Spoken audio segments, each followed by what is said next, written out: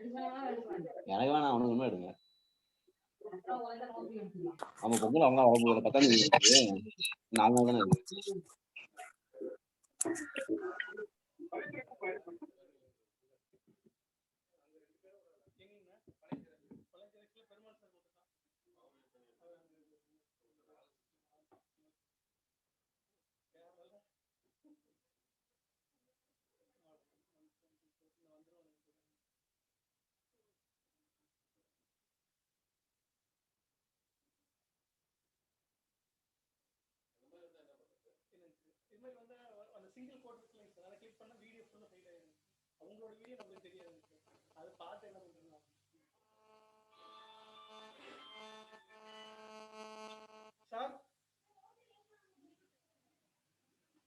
கொண்டு வரேன் சார், உடனே கொண்டு வரேன் சார். ஃப்ரீ ஆயிட்டு தான் இருக்கு. இது ஒரு போன் ஃப்ரீ ஆயிட்டு இருக்கு, என் போன் இருக்குது, ஃப்ரீ ஆயிட்டு இருக்கு. இப்பதான் கொடுத்தேன்.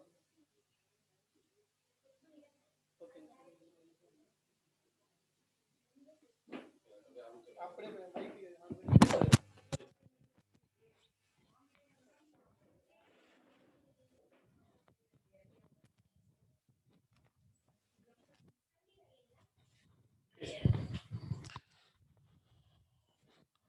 ஹலோ ஸ்டூடெண்ட்ஸ், வணக்கம்.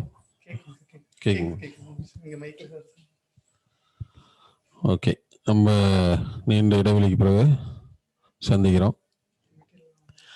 மெட்டீரியல் உங்களுக்கு எல்லாமே கொடுத்துட்டோம், நம்ம கிளாஸ்லேயே நிறைய நடத்தியாச்சு. அதனால் எல்லாம் ரீகால் பண்ணுங்கள். அடுத்தது நம்ம ரிவிஷன் கிளாஸ் எடுக்கும்போது கூட கொடுத்து உங்களுக்கு ரீகால் பண்ணிவிடலாம். இப்போ நம்ம அடுத்தது பார்க்குறது வந்து பணவீக்கம். இதிலேருந்து நம்ம பார்க்க போகிறோம் என்னென்ன டாபிக் வருதுன்ட்டு. பணவீக்கம் அப்படின்னாக்க பொருளோட விலை குறையணும், அதுக்கு பேர் தான் பணவீக்கம். சரி, பொருளோட விலை அதிகரிக்குது. ஒரு பொருளோட விலை அதிகரிச்சதுன்னா அது பணவீக்கம். ₹1 அதிகமானாலும் பணவீக்கம் தான். அதே மாதிரி பொருளோட விலை குறைஞ்சது அப்படின்னா பண வாட்டம்னு சொல்லுவோம். பணவீக்கம் அப்படின்னா இன்ஃப்ளேஷன், INFLATION, இன்ஃப்ளேஷன். பணவீக்கம் அப்படின்னா இன்ஃப்ளேஷன் பொருளோட விலை வந்து தொடர்ந்து அதிகரிக்கிறது. இப்போ பெட்ரோல், டீசல் விலை, எந்த பொருளோட விலையாக இருந்தாலும் சரி தொடர்ந்து அதிகரிச்சுன்னா அதுக்கு பேர் பணவீக்கம். பணவீக்கம் என்பது தொடர்ச்சியாக பொருளின் விலை உயருதல், விலை மட்டம், பிரைஸ் லெவல் தொடர்ந்து உயருதல் அப்படின்னு அர்த்தம். சரிங்களா? ஒரு பொருளோட விலை தொடர்ந்து அதிகரிச்சதுன்னா அதுக்கு பேர் பணவீக்கம்னு சொல்றது. பொருளோட விலை அதிகரிக்குதுன்னா ஆட்டோமேட்டிக்காக பணத்தோட மதிப்பு குறையுதுன்னு அர்த்தம். ஸோ இதுதான் 2 கான்செப்ட்.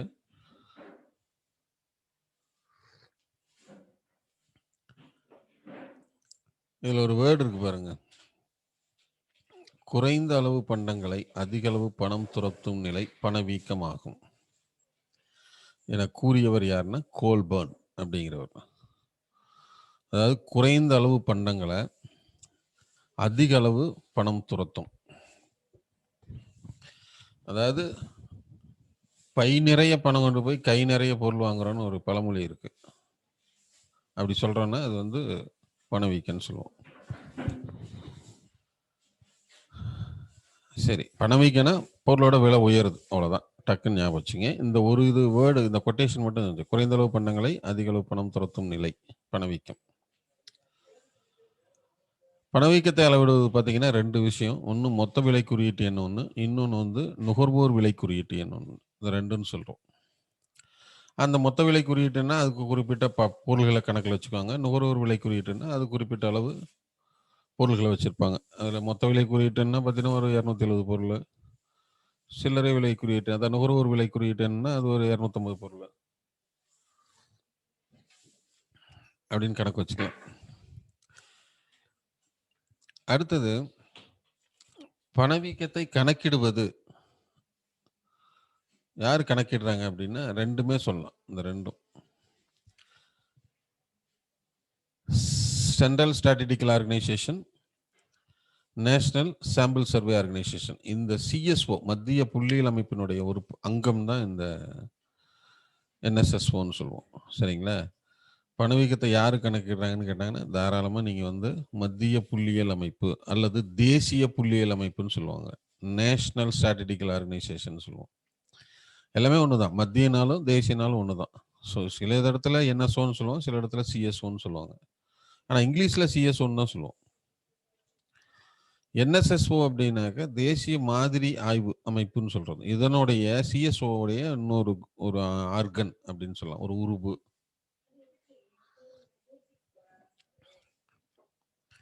அடுத்து உலக புள்ளியியல் தினம்னா அக்டோபர் 20, இந்திய புள்ளியியல் தினம்னா ஜூன் 29. இந்திய புள்ளியியலின் தந்தைனா மஹலனோபிஸ். நம்ம ஏற்கனவே பார்த்துருக்கோம். 2வது ஐந்தாண்டு திட்டத்தினுடைய முன்மொழிவாளர், அதாவது 2வது ஐந்தாண்டு திட்டத்தை முன்மொழிந்தவர் யாருன்னு கேட்டால் மஹலனோபிஸ்ன்னு சொல்லுவோம். அப்படி அவர் தான் இந்தியாவுடைய புள்ளியியலின் தந்தை, father of statistics, Indian statistics அப்படின்னு சொல்லலாம். பணப்புழக்கத்துக்கு என்ன காரணம்? நம்ம கையில் நிறைய பணம் இருந்தால் நிறைய பொருளை வாங்குவோமோ, அதே பணம் குறைஞ்சி போச்சுன்னா கொஞ்சம் யோசிச்சு வாங்குவோம் ஒன்று ஒன்றா. இப்போ இந்த பண மதிப்பிழப்புலாம் ஏற்படும் பொழுது என்ன பண்ணணும்? நம்ம தேவையான பணத்தை கரெக்டாக செலவு பண்ணணும் அப்படிங்கிற எண்ணத்துக்கு வந்துட்டீங்க நீங்களே. அப்புறம் செலவிட தகுந்த வருவாயில் உயர்வு. உங்களுடைய வருமானத்திலே உங்களுக்கு வருமானம் அதிகமாச்சுன்னா செலவும் அதிகமாகும். அப்புறம் கவர்மெண்ட் வந்து அதிக பொது செலவுகள் பண்ணும். பொது செலவுனா என்னன்னா, இப்போ வந்து பிரதம மந்திரி கிசான் சம்மன் நிதின்னு ஒரு நிதி கொடுத்துருந்தோம் தெரியுங்களா? அதாவது வந்து மாதத்துக்கு 6000 ரூபா, சிறு குறு எல்லா விவசாயிகளுக்கும் வருஷத்துக்கு 6000 ரூபா. மத்திய அரசினுடைய கௌரவ நிதின்னு சொல்லி கொடுத்தாங்க. சரியா? அந்த மாதிரி வந்து திடீர்னு அவங்க வந்து இப்போ இன்னைக்கு 6000 கொடுக்கறது வந்து ஒரு 20000 கொடுக்குறாங்கன்னா அரசுனுடைய பொது செலவுகள் அப்படின்னு சொல்லுவோம். அதான் அரசுடைய பொது செலவு. நிறைய டெண்டர் விடுறாங்க, நிறைய செலவு பண்றாங்க, நிறைய போர் போடுறாங்க அப்படின்னா எல்லாத்துக்கும் வருமானம். அப்புறம் நுகர்வு செலவு அதிகரிக்கிறது, நம்மளுடைய செலவு அதிகரிக்கிறது. மலிவு பண கொள்கை அப்படின்னு சொல்லுவோம். மலிவு பண கொள்கை அப்படின்னா பேங்க்ல இருந்து உங்களுக்கு நிறைய லோன் கொடுக்குறோம்.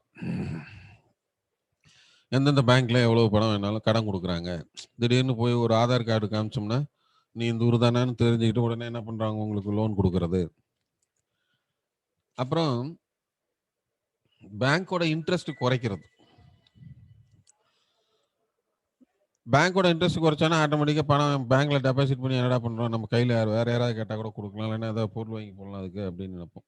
சரியா? மலிவு பண கொள்கைனா ரிசர்வ் பேங்க்ல பண்ணுவாங்க. சீப் மணி பாலிசி, டியர் மணி பாலிசின்னு. சரிங்களா? மலிவு பண கொள்கை, கட்டுப்பாட்டு பண கொள்கைன்னு ரெண்டு இருக்கு. அருமை பண கொள்கைன்னு சொல்லுவாங்க, டியர் மணி பாலிசின்னு. எதுக்கு எடுத்தாலும் லோன் கொடுக்கலாம். திடீர்னு பேங்க்ல இருந்து உங்களுக்கு கூட்டு சொசைட்டில இருந்து டிவிடெண்ட் கொடுக்கறது, இந்த மாதிரி நிறைய மெஷர்ஸ் இருக்கு. அதுல கடன் மெயினா பேங்க் மூலியமா கடன் அதிகமாக கொடுக்கறது, பேங்க் இன்ட்ரெஸ்ட் குறைக்கிறது. உங்களுக்கு வந்து 4% நீங்க கார் வாங்கினா நாங்கள் லோன் தரோம் அப்படின்னு சொல்றது, வீடு கட்ட 4% லோன் தரோம் அப்படின்னு சொல்றது, இதெல்லாம் சீப் மணி பாலிசின்னு சொல்லுவாங்க. ஸோ கடன் அதிகமாக கொடுத்தாங்கன்னா மலிவு பண கொள்கைன்னு சொல்லுவோம். அடுத்தது பற்றாக்குறை நிதியாக்கம் அப்படின்னா டெபிசிட் ஃபைனான்சிங். பற்றாக்குறை நிதியாக்கங்கிறது என்ன அப்படின்னா, ஒரு அரசு பட்ஜெட் போடுறாங்க அப்படின்னா வரவு செலவு திட்டம், அரசனுடைய ஒரு உத்தேச வருவாய் உத்தேச செலவு அப்படின்னு இருக்கும். உத்தேச வருவாயும் உத்தேச வருவாயை விட செலவு அதிகமா இருக்கும். உத்தேச வருவாயை விட உத்தேச செலவு, அதாவது வரவை விட செலவு அதிகமாகும் போது, அப்ப வரவை காட்டிலும் செலவு அதிகமாகும் போது நமக்கு என்ன பண்ணும்? பணப்பற்றாக்குறை இருக்கும். அந்த பற்றாக்குறை அதுக்கு பேர் தான் டெபிசிட் ஃபைனான்சிங் சொல்லுவோம். அந்த பற்றாக்குறையை எப்படி சரி செய்யும் அரசு? ஏதாவது வரி போடலாம், இல்லது கடன் வாங்கலாம், ஏதாவது ஒன்று பண்ணுவாங்க. மெயினாக அதில் வந்து நிறைய இப்போ பல காலத்தில் என்ன பண்ணுவாங்கன்னா, இப்பயே கூட வந்து என்ன பண்ணாங்கன்னா வரி போடுறாங்க, கூடுதலாக வரி மாற்றி மாற்றி அமைக்கிறது. இப்போ பெட்ரோல் டீசல் விலை பார்த்தீங்கன்னா அமெரிக்கா டாலரோட மதிப்பு பயங்கரமாக வீழ்ச்சி அடைஞ்சு போச்சு. கச்சா எண்ணெயோடைய விலை வந்து பயங்கர அதில் பாதாளத்துக்கு $20, $35, $20, $22 வந்தது. ஜீரோ வேல்யூன்னு சொல்லுவாங்க அதெல்லாம். அப்படி வரும்பொழுது நமக்கு பெட்ரோலும் பார்த்தீங்கன்னா கச்சா எண்ணெய் வந்து $60 விற்கும் பொழுது என்ன ரேட்டு விற்கிறாங்க, என்ன ரேட்டுக்கு விற்றாங்களோ அதே தான் $20 விற்கும் போதும் அதே தான் வைக்கிறாங்க. அப்போ அந்த பெட்ரோல் விலை இந்தியாவில் குறையாம அடிக்கடி வரி அமைப்பை என்ன பண்ணுறாங்க, மாற்றி மாற்றி அமைக்கிறாங்க. கிட்டத்தட்ட பார்த்தீங்கன்னாக்க ₹30 இருக்கக்கூடிய பெட்ரோலை நம்ம ₹50 வரி கட்டுறோம். இது வரைக்குமே நிறைய வரி கட்டுறோம். அதுதான் அந்த மாதிரி அரசுக்கு வருது. அரசுக்கு வந்து என்ன பண்ணணும்னா, வரவை விட செலவு அதிகமாக இருக்குது அப்படின்னா அவங்க வரி தான் முதல்ல போடுவாங்க. வரி போட்டாங்கன்னா வரி வந்து எதில் விழும்? பொருளோட உற்பத்தியில் விழும். பொருளோட உற்பத்தியில் வரி சேரும் பொழுது ஆட்டோமேட்டிக்காக என்ன ஆகும்? இப்போ விலை வந்து என்ன ஆகுங்க? அதிகரிக்கும். அதுதான் பற்றாக்குறை நிதியாக்கம்னு சொல்கிறது. ஸோ பணவீக்கத்துக்கான காரணம் என்னென்னா, அதிக பணப்புழக்கம் இருந்தாலும் ஆகும், செலவிட தகுந்த வருவாயில் உயர்வு. நீங்கள் சம்பாதிக்கிற காசில் அதிகமாக வரும், இருந்ததுனால செலவாகும். அதுக்கப்புறம் அரசு செலவு செய்கிற அதிகரிக்கும் பொது செலவுனா அரசு செலவு செய்கிறது, கவர்மெண்ட் எக்ஸ்பெண்டிச்சர்னு சொல்லுவோம். நுகர்வு செலவு, நம்மளுடைய கன்சம்ஷன் அதிகமாக வருது. மலிவு பண கொள்கை அப்படின்னா ரிசர்வ் பேங்க் ஆஃப் இந்தியாவிலேருந்து ப்ரொசீட் பண்ணுறது. அடுத்து பற்றாக்குறை நிதியாக்கனா டெபிசிட் ஃபைனான்சிங். இதெல்லாம் உங்களுக்கு விளக்கத்தை சொல்லிட்டோம். அடுத்தது பார்த்தீங்க அப்படின்னா பணவீக்கத்தின் வகைகள், டைப்ஸ் ஆஃப் இன்ஃப்ளேஷன் அப்படின்னு சொல்றோம்.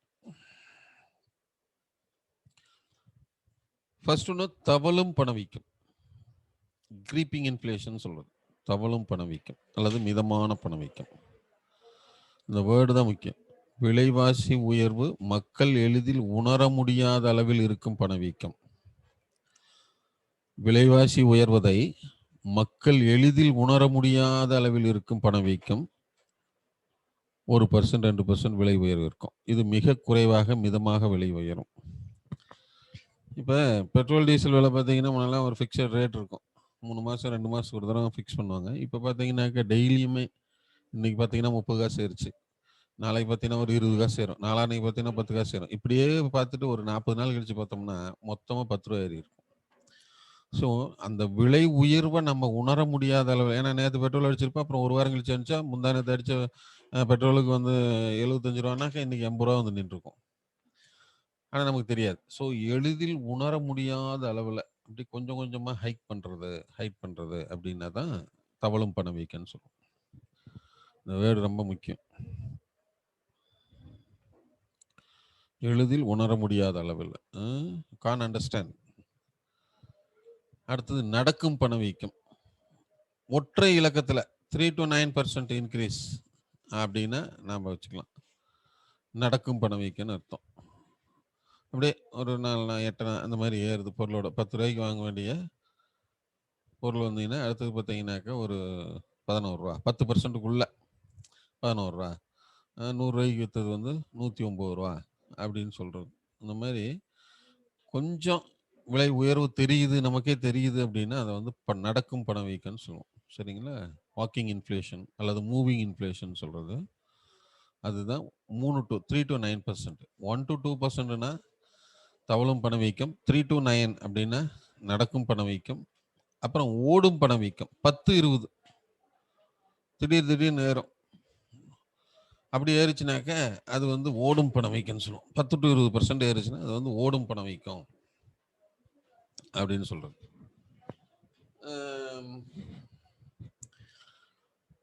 ₹100 விற்கிறது பார்த்தீங்கன்னா ஒரு ₹120, ₹115 அப்படின்னு டக்குன்னு விலை ஏறும். அந்த மாதிரி ஏறிச்சுனாக்க அது ஓடும் பணவீக்கம்னு அர்த்தம். ரன்னிங் இன்ஃப்ளேஷன் சொல்லுவோம். அடுத்தது தாவும் பணவீக்கம், கேலப்பிங் இன்ஃப்ளேஷன் சொல்கிறது. திடீர்னு 20 to 100% விலை உயரும். நம்மளே எதிர்பார்க்க மாட்டோம். வெங்காயம் ₹30 விற்ற வெங்காயம் ₹60 விற்றுச்சு. தக்காளி பார்த்தீங்கன்னா ₹10 விற்கும், திடீர்னு பார்த்தீங்கன்னா ₹50 விற்கும். ஸோ இதெல்லாம் வந்து மிக உயர்வான விலை, கேலப்பிங் இன்ஃப்ளேஷன் சொல்லுவோம். டக்குன்னு 100% 200% அதிகரிக்கும். இப்போ தங்கத்து விலையெல்லாம் பார்த்தீங்கன்னா எங்கேயோ போயிடுச்சு. ஸோ பணவீக்கம் விகிதம் ஆண்டிற்கே சொல்கிறான் 20 to 100% வரை உயரும். சமாளிக்க முடியாத அளவிற்கு 2-3 இலக்க விகிதத்தில் விலை உயரும். சரிங்களா? கீன்ஸ் தான் இதனை வந்து உண்மையான பணவீக்கம்னு சொல்றார். The true inflation. கீன்ஸ் வந்து இதனை உண்மையான ட்ரூ இன்ஃப்ளேஷன் சொல்றார். ஸோ ஒரு பொருளோட விலை எப்போ வந்து 100% உயருதோ அதுதான் உண்மையான பணவீக்கம் அப்படின்னு சொல்றார். 2007ஆம் ஆண்டு ஜிம்பாப்வே நாட்டில் 3714% விலை உயர்ந்து தாவும் பணவீக்கம் ஏற்பட்டுச்சான். இந்த வேர்டு இதுவும் கேட்கலாம், ரொம்ப முக்கியம். 2007 அந்த நாட்டில் அவ்வளோ இன்ஃப்ளேஷன் வந்திருக்கு. 3714%னா எங்க அப்பா 50 வருஷத்து விலை உயர்வை ஒரே ஆண்டில் வந்தது. சரிங்களா? 10 ரூபாய்க்கு விற்கிறது பார்த்தீங்கன்னா 3714 ரூபாய்க்கு விற்கிது. அப்படி கணக்கு வச்சுக்கோங்க. 1 ரூபாய்க்கு விற்கிறதுனா 3714 ரூபா அந்த கணக்கில். ஸோ அந்த அளவுக்கு இன்ஃப்ளேஷன் இருந்திருக்கு. சரியா? அதுதான் உலகத்திலே மிக உயர்வான விலை உயர்வு எந்த நாட்டில் ஏற்பட்டுச்சுன்னா ஜிம்பாப்வேனே போடலாம் கண்ணை மூட்டு. சரி, எதனை கீன்ஸ் உண்மையான பணவீக்கம்னு சொல்றாருன்னு கேட்டாலும் தாவும் பணவீக்கம். அடுத்து தேவை இழுப்பு பணவீக்கம். இப்போ நமக்கெல்லாம் பார்த்தீங்கன்னாக்க டிமாண்ட் அண்ட் சப்ளைன்னு சொல்லுவோம். ஒரு தேவை கரெக்டாக ஓடிட்டு இருக்கும், அளிப்பும் மாறாத இருக்கும். அளிப்பு வந்து உடனே சடனாக சேஞ்ச் பண்ண முடியாது. ஸோ டிமாண்டு அதுக்கு தகுந்த மாதிரி சப்ளையும் இருந்துக்கிட்டே இருக்கும். ஒரு ஸ்பெக்குலேட்டிவாக யூகத்தின் அடிப்படையில் திடீர்னு நமக்கு ஒரு பொருள் தேவைப்படுது அப்படின்னா எல்லாரும் அந்த பொருள் தேவைப்படுதுன்னா டக்குன்னு அதனுடைய விலை ஏறும். திடீர்னு வந்து இப்போ இந்த பேண்டமிக் காலத்தில் பார்த்தீங்கன்னா கொரோனா பேண்டமிக்கில் எல்லாமே என்ன பண்ணாங்க, பொருளை நிறைய ஸ்டோர் பண்ண ஆரம்பித்தாங்க. ஏன்னா கடை ஒரு நாளைக்கு திறக்கல, நம்ம எதுக்கு வாங்கிக்கலான்னு வாங்குறாங்க. அப்படி வாங்கும் பொழுது திடீரென்று தேவைகள் அதிகரித்தாலும் விலை உயரும். அளிப்பு மாறாத இருக்கும், சப்ளை ரிமைன்ஸ் கான்ஸ்டன்ட்.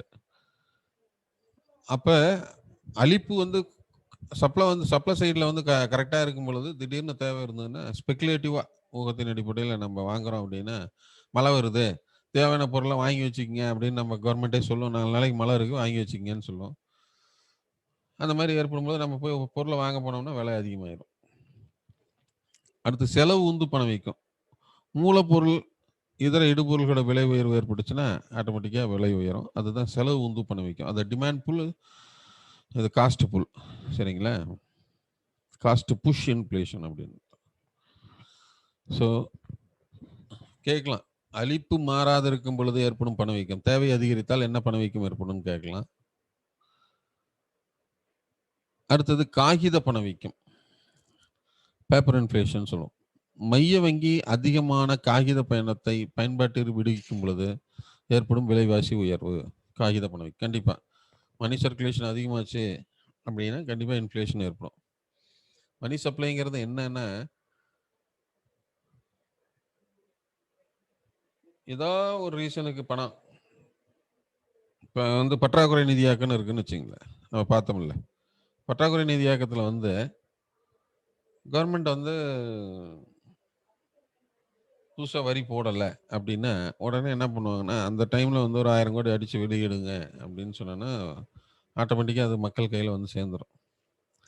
ஏதாவது ஒரு பொது செலவு அதிகரிக்கலாம், பேங்க் மூலியமாக கொடுத்தாங்களா, எப்படியா இருந்தாலும் சரி கண்டிப்பாக அந்த பணம் வந்து அதிகமாக இருந்துச்சுன்னா, அதான் சீப் மணி பாலிசின்னு சொன்ன பார்த்தீங்களா, அந்த மாதிரி அந்த மலிவு பண கொள்கை வரும் பொழுது ஆட்டோமேட்டிக்காக மக்கள் கையில் பணம் அதிகமாக இருக்கும். அதிகமாக இருந்ததுன்னா கண்டிப்பாக விலை உயர்வு ஏற்படும். ஏன்னா உங்கள் கையில் இன்னைக்கு ஒரு 10 லட்ச ரூபா கொடுக்குறாங்க அப்படின்னா இன்னைக்கு செலவு பண்ணிட்டு வாங்க அப்படின்னா நீங்கள் என்ன பண்ணுவீங்க, செலவு அதிகமாக பண்ணுவோம். இது முடிஞ்சோடனே கேளு, அடுத்த பணம் தரோம் அப்படிம்பாங்க, அடுத்து ஒரு 4 லட்சம் தரோம் அப்படிம்பாங்க. ஸோ இதுதான் மலிவு பண கொள்கைன்னு சொல்லுவோம்.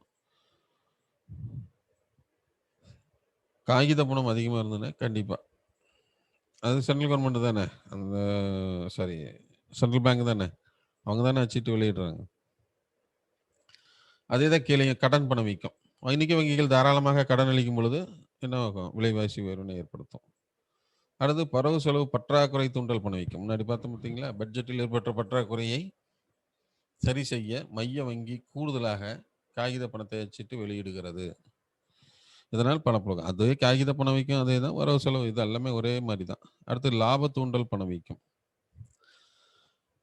இது பார்த்தீங்கன்னா அதிக அளவு லாபம் பெறும் நோக்கத்தோடு உற்பத்தியாளர்கள் பொருளின் விலை உயர்த்துகின்றனர். இதனால் பொருளின் விலை உயர்ந்து பணவீக்கம் ஏற்படும். ஸோ லாப தூண்டல் பணவீக்கங்கிறது இதுதான். அதிக அளவு கொஞ்சம் பதிக்கிறது பணம், ஏதாவது பொருளை பதுக்கி வச்சுட்டு கொஞ்ச நாள் கழிச்சு விடுறாங்கன்னு வச்சுக்கங்களேன், அந்த மாதிரி லாப தூண்டல் பணவீக்கம். அடுத்து பொருள் பற்றாக்குறை பணவீக்கம். இது அதே தான். இயற்கை இடர்பாடுகளினால் வேளாண்மையில் உற்பத்தி பாதிக்கப்பட்டு பொருள் பற்றாக்குறை ஏற்பட்டால் விலை உயரும். கண்டிப்பாக வெங்காய விலை உயர்றதுக்கு என்ன காரணம்னா, போன வருஷம் இந்த சிக்மங்களூர், கர்நாடகா பெல்லாரி சிக்மங்களூர்லாம் பார்த்தீங்கன்னா வெங்காயம் உற்பத்தி அதிகமாக இருக்கும். திடீர்னு பார்த்தீங்கன்னா அந்த புயல் வெள்ளத்தில் அந்த வெங்காயம் வந்து சரியாக விளைச்சல் குறைஞ்சி போச்சு. டிசாஸ்டர் அல்லது நேச்சுரல் கிளாமிட்டினால அங்கே விளையில, இல்லை வறட்சியினால விளையில அப்படின்னா உடனே அந்த பொருளோட விலை தானாக உயரும். இப்போ தக்காளி இருக்குன்னா தக்காளி வந்து ஆண்டு முழுக்கும் நமக்கு கிடைக்கும். மழை காலங்களில் பார்த்தீங்கன்னாக்க உங்களுக்கு நிறையா இடத்துல உற்பத்தி ஆகும். வெய்ய காலத்தில் பார்த்தீங்கன்னா ஒரு குறிப்பிட்ட பகுதியில் தான் உற்பத்தி ஆகும். அதனால தான் அந்த விலை உயருது. சரிங்களா? இயற்கை இடர்பாடுகள்லாம் வேளாண்மை உற்பத்தி பாதிக்கப்பட்டுச்சுன்னா பற்றாக்குறை ஏற்படும், விலை உயரும். அடுத்து வரி தூண்டல் பணவீக்கம். மறைமுக வரிகள் கூடுதலாக விதிக்கும் பொழுது பொருளின் விலை உயரும். அதை முன்னே நான் சொன்னேன் இல்லைங்க, பற்றாக்குறையை சமாளிக்கணும்னா வரி விதிக்கிறாங்க. வரி விதிச்சாவே வரி வந்து எந்தோட சேரும்? பொருளோட தான் சேரும். பொருள் அந்த வரியை யார் செலுத்துவாங்க? கடைசியா அல்டிமேட்டாக டாக்ஸ் பேயர் யார்? இன்டைரக்ட் டேக்ஸ்லாம் வந்து அல்டிமேட் பேயர்னாவே இறுதிநிலை வரி செலுத்துவார்னா யாரை சொல்லுவாங்க? நுகர்வோரை தான் சொல்லுவோம். அதுவும் பொருளில் தான் விழும். பெட்ரோல் டீசல் மீதான விலை உயர்வு பணவீக்கத்தை தூண்டுகிறது. இதனை வரி வீக்கம்னு சொல்லுவோம், டாக்ஸ்ஃப்ளேஷன். வரி தூண்டல் பணவீக்கம். மறைமுக வரி விதிக்கும் பொழுது, மறைமுக வரிகள் கூடுதலாக விதிக்கும் பொழுது பொருளின் விலை உயர்ந்து பணவீக்கம் ஏற்படும். பெட்ரோல் டீசல் மீதான வரி உயர்வு பணவீக்கத்தை தூண்டுகிறது. இதனை வரி வீக்கம் சொல்லுவோம், டாக்ஸ்ஃப்ளேஷன். அடுத்து மீள் பணவீக்கம். வேலை வாய்ப்பினை பாதிக்காத வகையில் கடன்களை கட்டுப்படுத்துவதன் மூலம் பணவீக்கத்தை குறைத்து வருவது மீள் பணவீக்கம் சொல்லுவோம். அடுத்து தேக்க பணவீக்கம்.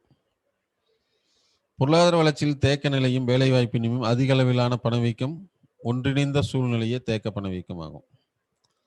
பொருளாதார வளர்ச்சியில் தேக்க நிலையும் வேலை வாய்ப்பின்மையும் அதிக அளவிலான பணவீக்கம் ஒன்றிணைந்த சூழ்நிலையை தேக்க பணவீக்கம்னு சொல்லுவோம். இப்போ இந்த கொரோனா பெருந்தொற்று காலத்தில் பார்த்தீங்கன்னா நிறைய பேர் ஒரு 100 நாள் டோட்டல் லாக்டவுன் பண்ணாங்க. லாக்டவுன் பண்ணோன்னே என்னாச்சு? எல்லாரும் வீட்டிலே இருந்தோம். இப்போ மக்கள் கையில் அன்றாட கூலி செய்கிறாங்க பார்த்தீங்களா, அவங்களுக்குலாம் என்ன ஆகும்? ரொம்ப சிரமப்பட்டு போயிட்டாங்க. அதுதான் பொருளாதார தேக்க நிலைன்னு சொல்லுவோம். ஏன்னா எங்கேயும் உற்பத்தி அப்படியே திடீர்னு ஆரம்பிச்சுட்டாங்க. உற்பத்தி செய்யப்பட்ட பொருளை விற்க முடியல. இண்டஸ்ட்ரியல் மூடினாங்க, கடையை மூடினாங்க, மக்களை வீட்டிலே இருக்கணும்னாங்க. அப்போ வருமானத்துக்கு என்ன பண்ணுவேன்? அது பாதிக்குது இல்லைங்க. அந்த மாதிரி இதெல்லாம் சேர்ந்து ஒன்றிணைந்த அப்போ அந்த விலைவாசி உயர்வு ஏற்பட்டுச்சுன்னா அதை தான் சொல்றது ஒன்றிணைந்த சூழ்நிலையை தேக்க வீக்கமாகும். ஸோ பணவீக்கம்னா என்னென்னங்கிறத பார்த்தோம். இதில் வந்து பணவீக்கம்னா என்னன்னு கேட்கலாம், கொட்டேஷனா என்னன்னு கேட்கலாம், ஏதாவது பர்சன்டேஜ் கொடுத்து கேட்குற மாதிரி இருந்தாலும் கேட்கலாம். 1 2னா என்ன, 3 to 9னா என்ன, 10 to 20னா என்ன, அது 100%னா என்ன அப்படிங்கிறது. பணவீக்கத்தை கட்டுப்படுத்தும் முறைகள், பணவியல் முறைகள், நிதியியல் முறைகள், இதர வகைகள்.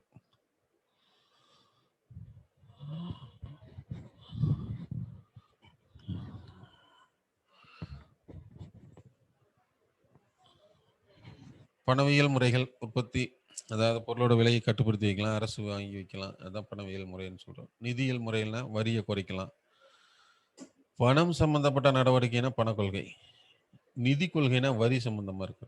ரெண்டும் இதுதான். ஸோ மானிட்டரியும் பிஸ்கல் ரெண்டுக்கும் வித்தியாசம் இதுதான்.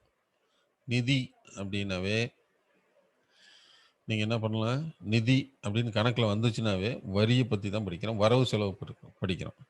பணம்னா பணத்தை கட்டுப்படுத்துறது.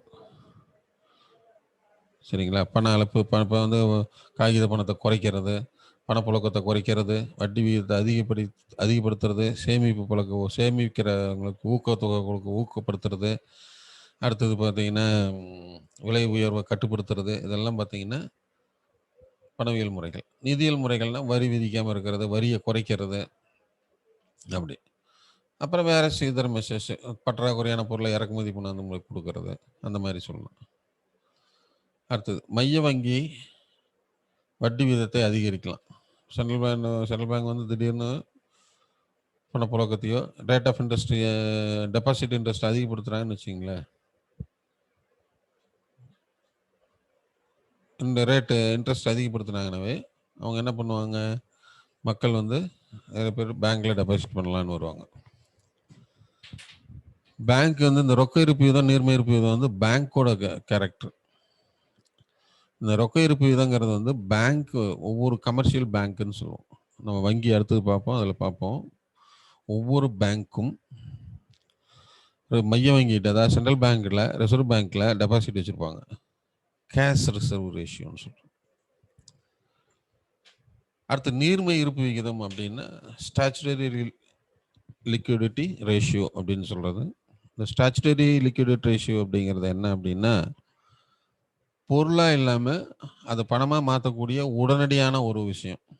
பத்திரம், தங்கம் வாங்கி வைக்கிறது, பத்திரம் சொத்து வாங்கி வைக்கிறது, பாண்டு, அரசாங்கத்தில் வைக்கிற பாண்டை வாங்கி வைக்கிறது, அந்த மாதிரி. ஸோ இதுதான் வந்து நீர்மை இருப்பு விகிதம்னு சொல்லுவோம்.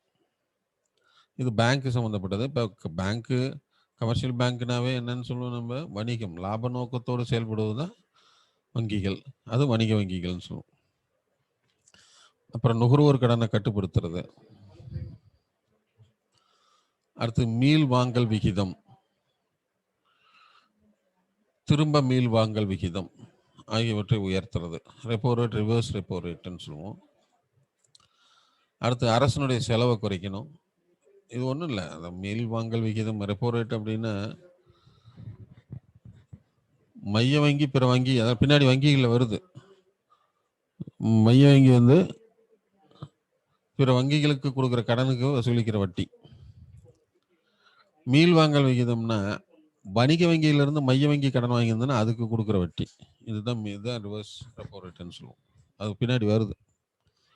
அப்புறம் அடுத்து அரசினுடைய செலவை குறைக்கிறது, பற்றாக்குறையான பொருட்களை இறக்குமதி செய்து சமாளிக்கிறது. ஸோ இதுதான் வந்து பணவீக்கத்தை கட்டுப்படுத்தும் முறைகள். அடுத்து இதில் தான் கேள்வி வரும் உங்களுக்கு, மேக்சிமம் இந்த 2 ஹெட்டிங்லேருந்து தான் வரும். சரிங்களா? பணவீக்கத்தின் போது பயன்பெறுபவர்கள், கடன் வாங்கியவர்கள், உற்பத்தியாளர்கள், வணிகர்கள், பங்கு முதலீட்டாளர்கள். பாதிக்கப்படுபவர்கள் யார்? பணவீக்கத்தின் போது பாதிக்கப்படுபவர்கள்னா கடன் கொடுத்தவர், நிலையான வருமானம் பெறுபவர்கள், கடன் பத்திரத்தில் முதலீடு செய்தவர்கள். ஸோ இவங்க தான் வந்து பாதிக்கிறாங்க உண்மையாலுமே. சரிங்களா? பணவீக்கத்தின் போது பயன்பெறுபவர்கள், கடன் வாங்கியவர். பாதிக்கப்படுறாருன்னா கடன் கொடுத்தவர். ஏன்னா இப்போ இப்படி ஒரு உதாரணம் சொல்கிறேன். இப்போ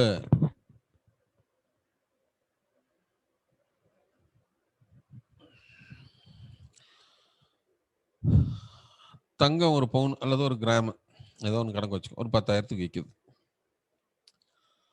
கடன் கொடுக்குறவர் என்ன பண்ணுவார்னா, சரி தங்கம் வாங்கலாம்னு நினைக்கிறாரு, பக்கத்தில் நண்பர் கேட்குறாங்கன்னு கடனை கொடுத்துட்றாரு.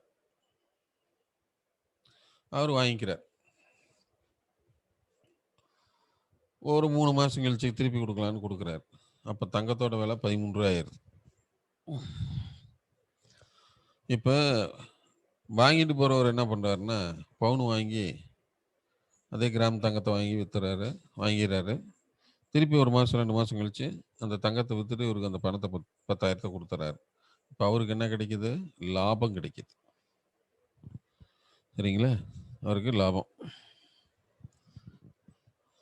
ஸோ இதுதான் அந்த விஷயம், அந்த வாங்கினவங்களுக்கு கொடுத்தவங்களுக்குள்ள டிஃப்ரென்ஸ். கடன் வாங்கியவர் அவர் பொருள் விலை உயர்ந்ததுன்னா அவர் வாங்கிட்டு பொருள்லையோ இதுலையோ முதலீடு பண்ணுறாருன்னா அவர் அந்த பொருளை வாங்கிக்கலாம். கடன் கொடுத்தவர் திருப்பி அந்த பணத்தை வாங்கிட்டு திருப்பி 3000 போட்டு தான் பவுனோ பொருள் விலை ஏறி போச்சுன்னா அந்த ஏறக்கூடிய விலைக்கு ஒரு பணம் செலுத்துவார். உற்பத்தியாளர்கள், வணிகர்கள், உற்பத்தி செய்கிறவங்க விலை ஏறிச்சுன்னா அவங்களுக்கு லாபம் தானே. பங்கு முதலீட்டாளர்கள், பங்கு சந்தையில் சென்செக்ஸ் ஏறிக்கிட்டே இருந்துச்சுன்னா அவங்களுக்கு லாபம் தான். நிலையான வருமானம் பெறுபவர்கள் அப்படின்னா மாதம் 10,000 வருமானம் வாங்குறான் அப்படின்னா பொருளோட விலை கூடிக்கிட்டே இருந்துச்சுன்னா என்ன ஆகும்? அவனுக்கு 11,000 12,000 செலவு கூடிக்கிட்டே இருக்கும்.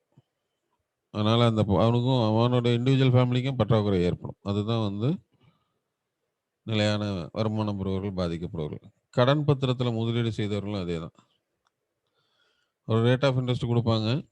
ஆனால் பொருளோட விலை உயர்கின்ற பொழுது முதலீடில் வந்து வட்டி தான் கிடைக்கும், பொருளுக்கு கிடைக்காது. மறுபடியும் இவர் இந்த பொருளை விலைக்கு தான் வாங்கணும். விலைக்கு வாங்கும் பொழுது ஆட்டோமேட்டிக்காக அந்த பொருளோட விலை ஒரு 4 வருஷத்தில் ஏறிடும், அதிகமாக இருக்கும். ஆனால் வட்டி வந்து ஒரே ஸ்டாண்டர்டு தானே. 5 வருஷம் முன்னாடி 8% வட்டி டெபாசிட் போடுறோம் அப்படின்னா 4 வருஷத்துக்கு டெபாசிட் போடுறோம் அப்படின்னா இப்போ தான் கம்மி, 1 வருஷம் 1.5 வருஷம். ஏன்னா அந்த ரேட் ஆஃப் இன்ட்ரெஸ்ட் மாறிட்டே இருக்கு. அதனால் 1 வருஷம் 1.5 வருஷத்துக்கு மேலே கொடுக்குறதில்ல. கொஞ்ச நாளைக்கு முன்னாடிலாம் பார்த்தீங்கன்னா டபுளிங் போடுவோம்பாங்க. எப்படின்னா 10,000 போட்டாங்கன்னா 5 வருஷம் எடுக்கலைன்னா 20,000 வந்துடும். இப்போல்லாம் அந்த மாதிரி இல்லை. ஸோ கடன் பத்திரத்தில் முதலீடு செய்தவர்கள், கடன் பத்திரங்கிறது என்னன்னா அரசு பத்திரங்கள் விற்பாங்க. கிசான் விகாஸ் பத்திரம், முன்னா இந்திரா விகாஸ் பத்திரம் எல்லாம் வித்துக்கிட்டு இருப்பாங்க. சிறு சேமிப்பில் போஸ்ட் ஆஃபீஸில் கொடுப்பாங்க. அந்த பத்திரங்களை முதலீடு செய்கிறவங்க அவங்க கண்டிப்பாக பாதிப்பாங்க. ஸோ பணவீக்கம் என்னென்னங்கிறத பார்த்துட்டோம். பணவீக்கம்னா பொருளோட விலை உயருதல்,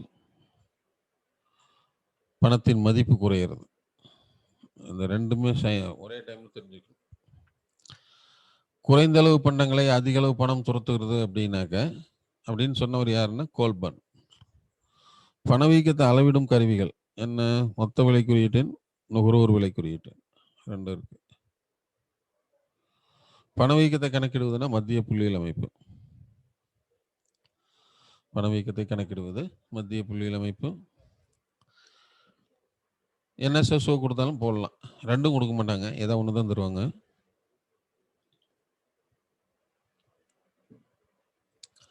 உலக புள்ளியியல் தினம் அக்டோபர் 20, இந்திய புள்ளியியல் தினம் ஜூன் 29. இந்திய புள்ளியியலின் தந்தைனா மஹலனோபிஸ். பணவீக்கத்துக்கான காரணம் இது ஒன்றும் அவ்வளோ இம்பார்ட்டன்ஸ் கிடையாது.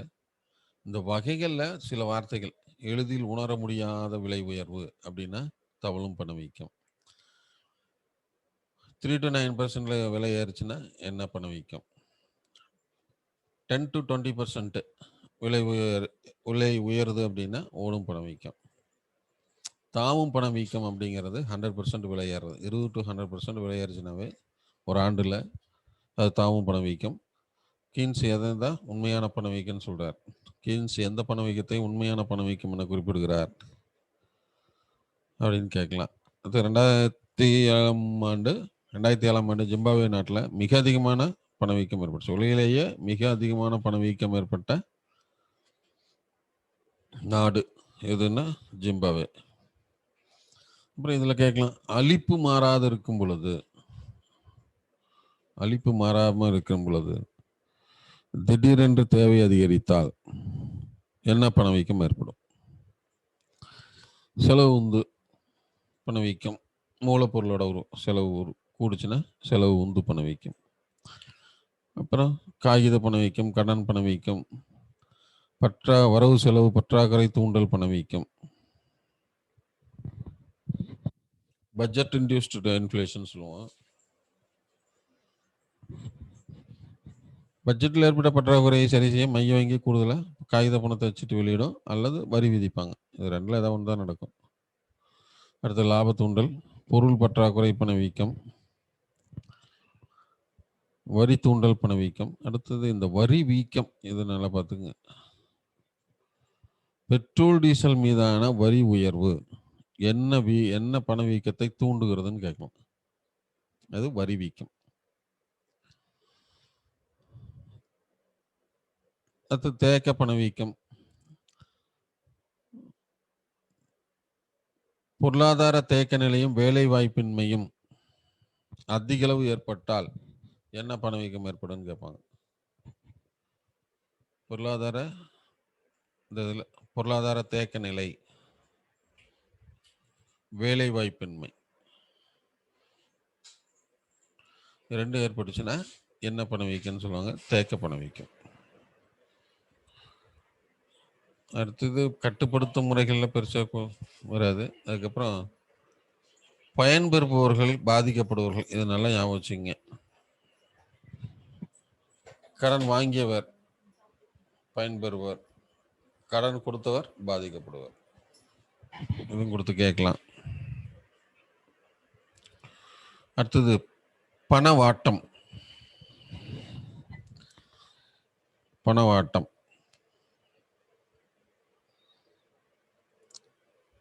பொருளின் விலை மட்டம் குறைதல், பணவாட்டம். முன்ன சொன்னது இன்ஃப்ளேஷன், இப்போ சொல்றது டீஃப்ளேஷன் சொல்லுவோம். பணவாட்டம்னா பொருளோட விலை குறைஞ்சிக்கிட்டே போகுது அப்படின்னா அது பணவாட்டம்னு சொல்லுவோம். அப்போ பொருள் விலை குறையுதுனாவே பணத்தோட மதிப்பு என்னாகும்? அதிகரிக்கும். பொருளோட விலை அதிகரிச்சதுன்னா பணத்தோட மதிப்பு குறையும். பொருளோட விலை குறையுது அப்படின்னா பணத்தோட மதிப்பு அதிகரிக்கும்.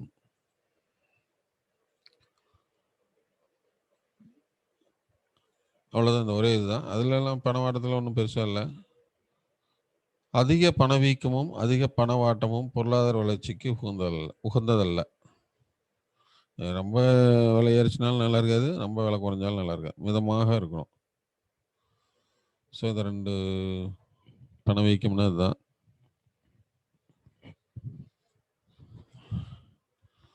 அடுத்தது வங்கிகள்.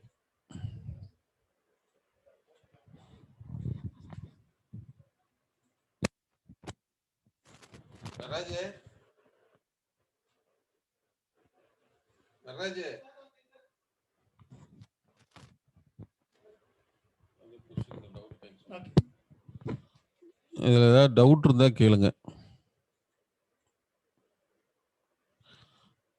உங்களுக்கு ஏதாவது டவுட் இருந்ததுன்னா கேட்கலாம். பணவீக்கம் பணவாட்டத்தில் ஏதாவது டவுட் இருந்தா ஸ்டூடெண்ட்ஸு கேட்கலாம். கை ரைஸ் பண்ணுங்க. அதில் வருமா?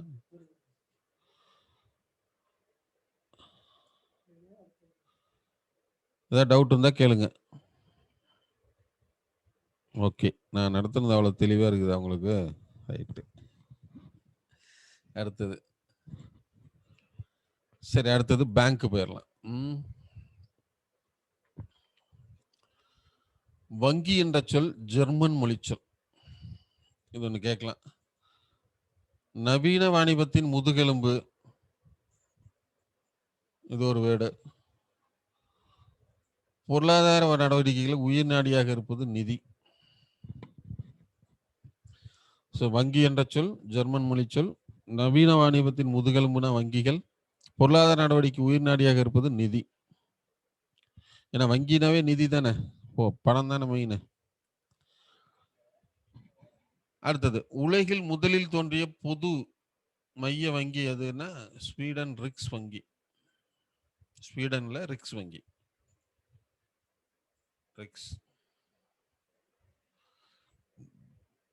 1920ஆம் ஆண்டு பிரசல்ஸ் நகரில் நடைபெற்ற பன்னாட்டு நிதி மாநாட்டில் எடுக்கப்பட்ட முடிவின் அடிப்படையில் 1921 முதல் 54 வரை பெரும்பாலான நாடுகள் மைய வங்கியை தோற்றுவித்தன. பிரசல்ஸ் ஏதோ ஒரு நாடு தலைநகர் வரும்.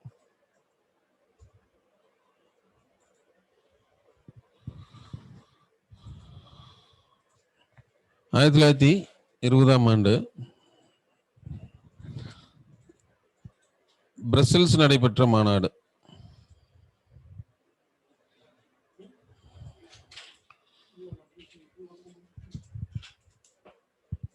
பன்னாட்டு நிதி மாநாட்டில் எடுக்கப்பட்ட, ஏன்னா 20ஆம் ஆண்டுனாக்க ஏறத்தாழ முதல் உலக போர் முடிஞ்சிருது.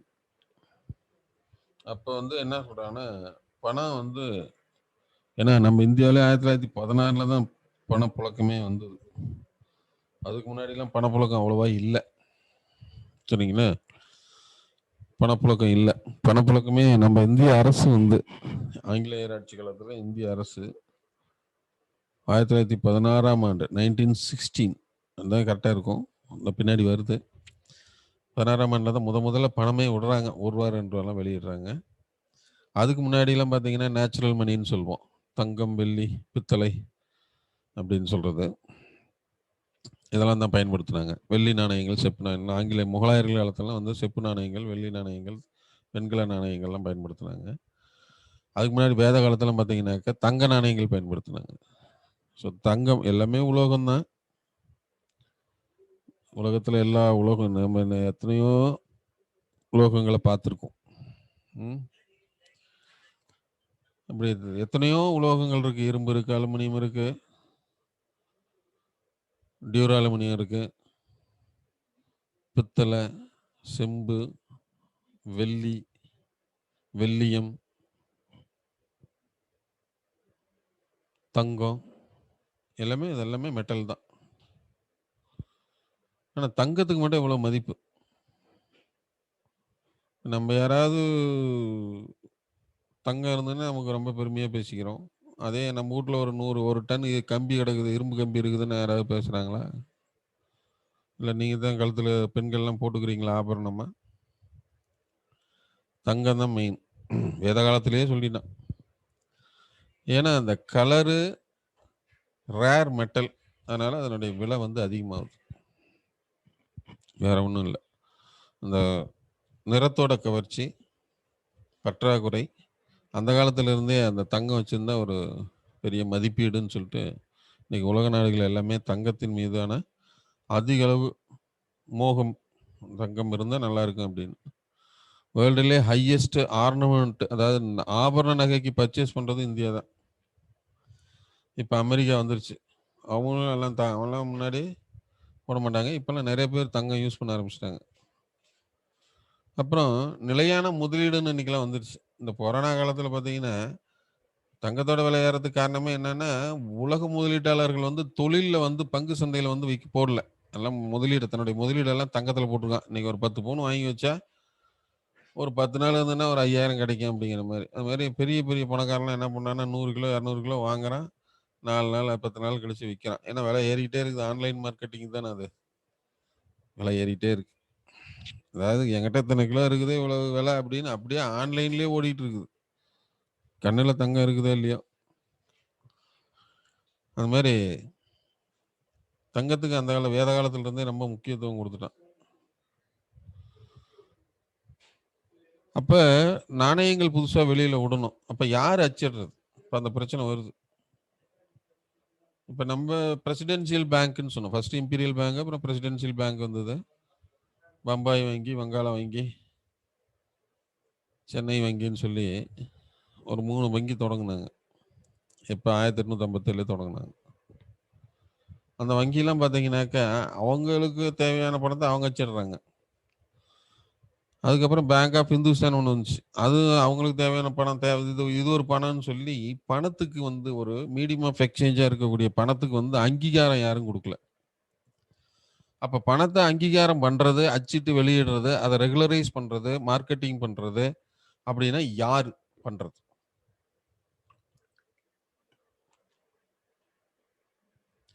அரசாங்கம் பண்ண முடியாது. இன்னைக்கு ஒரு அரசாங்கம் வரும், இன்னைக்கு கவர்மெண்ட் மோடி கவர்மெண்ட் இருக்குது, நாங்கள் நிறைய பணத்தை வச்சுட்டு வெளியிடுறோம் அப்படின்னு சொல்லுவாங்க. ஆனால் அதே பார்த்தீங்கன்னாக்க அடுத்தது காங்கிரஸ் கவர்மெண்ட் வந்ததுன்னா மோடி அரசில் விட்ட பணம்லாம் செல்லாது, நாங்கள் தனியாக பணம் வச்சுட்ருப்பாங்க. ஸோ ஒரு ஸ்டாண்டர்டான ஆர்கனைசேஷன் வேணும். அதுக்கு என்ன பண்ணலாம் அப்படின்னு சொல்லிட்டு அந்த பிரேசிலில் நடைபெற்ற மாநாட்டில் பேசினாங்க. அப்போ ஒரு நாட்டுக்கு ஒரு மைய வங்கி கண்டிப்பாக தேவைப்படும். சென்ட்ரலைஸாக அந்த நாடு இருக்குன்னா அந்த நாட்டோட ஒரு வங்கி இருக்கணும். அனைத்து பண நடவடிக்கைகள் எல்லாமே அந்த வங்கி தான் எடுக்கணும்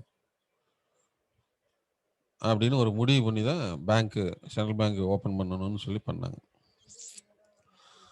தென்னாப்பிரிக்கா ரிசர்வ் வங்கி, சீன மைய வங்கி, நியூசிலாந்து ரிசர்வ் வங்கி, சிலோன் ரிசர்வ் வங்கி போன்ற வங்கிகள் எல்லா நாட்டுக்கும் சென்ட்ரல் பேங்க் வந்துருச்சு. ஏறத்தாழ இந்தியாவில் பார்த்தீங்கன்னாக்கா ரிசர்வ் பேங்க் ஆஃப் இந்தியா. ஆனால் அமெரிக்காவுடைய பேங்க் பார்த்தீங்கன்னா ஃபெடரல் ரிசர்வ் பேங்க்னு இருக்கும். இது அமெரிக்காவுடைய மைய வங்கியின் பேர் என்ன? Federal reserve bank. எல்லா சென்ட்ரல் பேங்க்லயும் அந்த நாட்டோட பேர் வந்துடும். Reserve bank of France, reserve bank of அல்லது central bank of Ceylon, central bank of New Zealand அப்படின்னு சொல்லி. ஆனால் அமெரிக்கா நாட்டில் மட்டும் ஃபெடரல் ரிசர்வ் பேங்க் அல்லது ஃபெடரல் அமெரிக்கன் வங்கி அப்படின்னு கூட வச்சிருக்கலாம். ஏன்னா அவங்க என்ன வச்சிருக்காங்க? ஃபெடரல் ரிசர்வ் பேங்க்னு வச்சிருக்காங்க. அவன் தன்னுடைய நாட்டோட பேர் அதில் வரல. நம்ம நாட்டோட பேர் வச்சிருக்கோம் பார்த்தீங்களா? ரிசர்வ் பேங்க் ஆஃப் இந்தியா, இந்திய மைய வங்கி அப்படின்னு வச்சிருக்கோம். ஸோ அவங்க அந்த நாட்டு பேர் வைக்கல. இது அடிக்கடி கேள்வி கேட்பான். ஃபெடரல் ரிசர்வ் பேங்க் ஒரு ஐஃபன் மட்டும் கொடுத்துருவான். வணிக வங்கி, கூட்டுறவு வங்கி, பன்னாட்டு வங்கி, அமெரிக்கானுடைய மைய வங்கி, இப்படி ஆப்ஷன் கொடுப்பாங்க. அதாவது அமெரிக்கா மைய வங்கியின் பெயர் bank of Washington, bank of New York, federal reserve bank, reserve bank of India. இது எப்படி வேணாலும் கேள்வி. இதில் இந்த பேங்க்ல இந்த கேள்வி ஒன்று வந்து அப்பயாவது அங்கொன்று இங்கொன்னுமா வந்துடும் எப்பயுமே. ஸோ அமெரிக்கா நாட்டினுடைய மைய வங்கி பேர் ஃபெடரல் ரிசர்வ் பேங்க். நல்லா ஞாபகம் வச்சுக்கோம். ஏன்னா மீதி நாட்டெலாம் பார்த்தீங்கன்னா பாருங்க, சிலோன் தென்னாப்பிரிக்கா அவன் நாட்டோட பேர், சீனா அவன் நாட்டோட பேர் வருது, நியூசிலாந்து அவன் நாட்டோட பேர் வருது.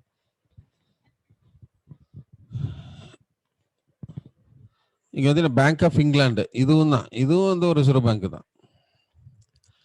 1864 இங்கிலாந்து வங்கி தொடங்கப்பட்டு பணத்தை வெளியிட்ட முதல் வங்கி ஆகும். 1864 இங்கிலாந்து வங்கி தொடங்கப்பட்டு முதல்ல பணத்தை வெளியிடுறாங்க.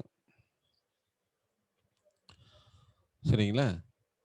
மைய வங்கியினுடைய நடவடிக்கைகள் எப்படி இருக்கணும்னு ஃபர்ஸ்ட் வந்து இங்கிலாந்து வங்கி தான் சொல்லுது. அதனால வங்கிகளின் வங்கியும் சொல்லுவோம். வங்கிகளின் வங்கி அப்படின்னா 2 வரும். ஒன்று இங்கிலாந்து வங்கி, இன்னொன்று நம்ம ரிசர்வ் பேங்க் ஆஃப் இந்தியா. 2ஐயும் கொடுத்தானா நீ ரிசர்வ் பேங்க் ஆஃப் இந்தியாவே போட்டுக்குங்க. நம்ம நாட்டில் கேட்குறான்னு வச்சுக்கோங்க. நம்ம நாட்டு ரிசர்வ் பேங்க் கொடுக்கல அப்படின்னு பார்த்தீங்கன்னா பேங்கர்ஸ் பேங்க் அப்படின்னு கேட்குறான். வங்கிகளின் வங்கி அப்படின்னு கேட்குறான்னா நீங்கள் பேங்க் ஆஃப் இங்கிலாந்து வங்கியை போட்டலாம். நெறிக்காட்டு, அதாவது மைய வங்கி எப்படி இருக்கணும், எப்படி செயல்படுத்தணும், அந்த நெறிமுறைகளை வகுத்தது தான் இங்கிலாந்து வங்கி. ஃபர்ஸ்ட் அதான் வந்துச்சு. நீங்க பார்த்தீங்கன்னா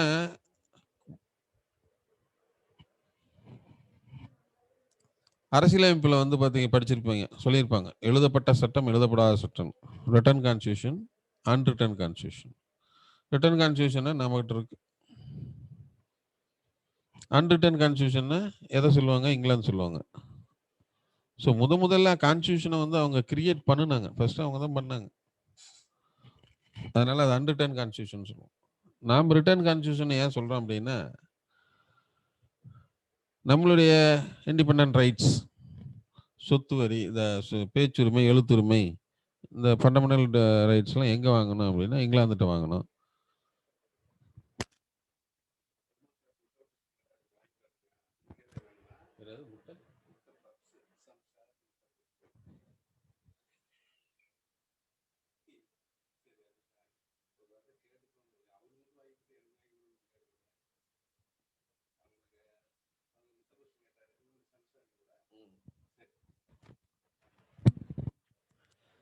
அந்த மாதிரி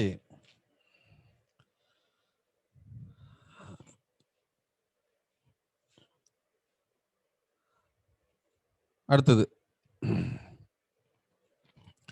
வாணிபம் மற்றும் வர்த்தகத்துக்கு வங்கிகள் உராய்வு எண்ணெயாகவும் முதுகெலும்பாகவும் செயல்படுகிறது. சரிங்களா? வாணிபத்திற்கும் வர்த்தகத்திற்கும் வங்கிகள் உராய்வு எண்ணெயாக செயல்படுகிறது. இந்தியாவில் தொடங்கப்பட்ட முதல் வங்கி ஹிந்துஸ்தான் வங்கி. லாப நோக்கத்திற்காக அல்லது லாபத்திற்காக செயல்படும் வணிக நிறுவனமே வணிக வங்கிகள். நம்ம பேங்க் வணிக வங்கிகள்ங்கிறது அப்படிதான் சொல்லுவோம். இப்போ நம்ம நாட்டில் நிறைய பேங்க் இருக்கு. இப்போ பார்த்தீங்கன்னா கிட்டத்தட்ட ஒரு 24 பேங்க் என்னமோ இருக்குது. அதுக்கெல்லாம் ப்ரைவேட் பேங்க் நிறைய இருக்குது. இப்போ state bank, bank of Baroda, அப்புறம் Indian bank, Indian overseas bank, Punjab national bank, Dena வங்கி, விஜயா வங்கின்னு எத்தனையோ வங்கிகள் இருக்கு. இது எல்லாமே கமர்ஷியல் பேங்க். அதை கொலெக்டிவாக நம்ம என்னன்னு சொல்லுவோம்னா ஒட்டுமொத்தமாக கமர்ஷியல் பேங்க் அப்படின்னு சொல்லுவோம், வணிக வங்கிகள் சொல்லுவோம். அமெரிக்காவுடைய மைய வங்கி ஃபெடரல் ரிசர்வ் வங்கின்னு சொல்லிட்டோம். அடுத்தது மைய வங்கியின் செயல்பாடுகள் கோட்பாடுகள் இங்கிலாந்து வங்கி விளக்குவதால் வங்கிகளின் வங்கி என்ன சொல்றோம். ஸோ இங்கிலாந்து வங்கி, அதே மாதிரி நம்ம ரிசர்வ் பேங்கையும் சொல்லுவோம். இப்போ நம்ம ரிசர்வ் பேங்க் கொடுத்துருந்தானே ரிசர்வ் பேங்கை போட்டுக்கோங்க. அப்படி இல்லை அப்படின்னா நீங்கள் வந்து இங்கிலாந்தை போட்டுக்கலாம். பொருளாதார வளர்ச்சியில் வங்கிகளின் பங்கு மூலதனம் ஏற்படுத்துகிறது. மூலதனத்தை அல்லது மூலதனத்தை கேபிட்டல் அப்படின்னு சொல்றது, மூலதனத்தை ஏற்படுத்துகிறது. ஏன்னா அங்கதான் முதலீடு இருக்கும். நிதி மற்றும் கடன் வழங்குறது, மக்களின் வாழ்க்கை தரத்தை உயர்த்துகிறது, சமமான வட்டார வளர்ச்சியை ஏற்படுத்துகிறது. இதுதான் அதனுடைய முக்கியமான பங்கு. அடுத்தது நம்ம ரிசர்வ் பேங்க் வந்துடுறோம். இது கேட்கலாம். இந்த இந்தியாவில் தொடங்கப்பட்ட முதல் வங்கி சரிங்களா, ஹிந்துஸ்தான். இந்திய ரிசர்வ் வங்கி தொடக்கம் 1935. 1934 ஆர்பிஐ சட்டத்தின்படி தோற்றுவிக்கப்பட்டது. ஹில்டன் யங் கமிஷன் பக்கத்துல எழுதிங்க, ராயல் கமிஷன் எப்படின்னு வச்சுக்கலாம். ராயல் கமிஷனுடைய தலைவர் தான் ஹில்டன் யங். அது ரெண்டு பேர்த்தையும் சொல்றாங்க. அதனால ராயல் கமிஷன்னாலும் ஹில்டன் யங் கமிஷன்னாலும் ஒன்று தான். ஏன்னா நீங்கள் அதில் பக்கத்தில் நோட்ஸில் எழுதிக்கிங்க ராயல் கமிஷன் அப்படின்னு. பரிந்துரையின்படி கல்கத்தா தலைமையிடமாக கொண்டு 1935ஆம் ஆண்டு ஆர்பிஐ தோற்றுவிக்கப்பட்டது. பின்னர் 1937 மும்பைக்கு மாற்றப்பட்டது. 5 கோடி முதலீட்டுடன் தொடங்கப்பட்டது. ஃபர்ஸ்ட் ஆர்பிஐ ஹெட் குவார்ட்டர்ஸ் எங்க அப்படின்னா கல்கத்தா. 35 தொடங்குறாங்க. அதுக்கப்புறம் மும்பைக்கு மாத்திட்டாங்க. இப்போ ஆர்பிஐனுடைய தலைமையிடம் எங்க அப்படின்னாக்க மும்பை தான். சரியா, ஆர்பிஐனுடைய தலைமையிடம் எங்க இருக்குன்னா மும்பை, பம்பாய்,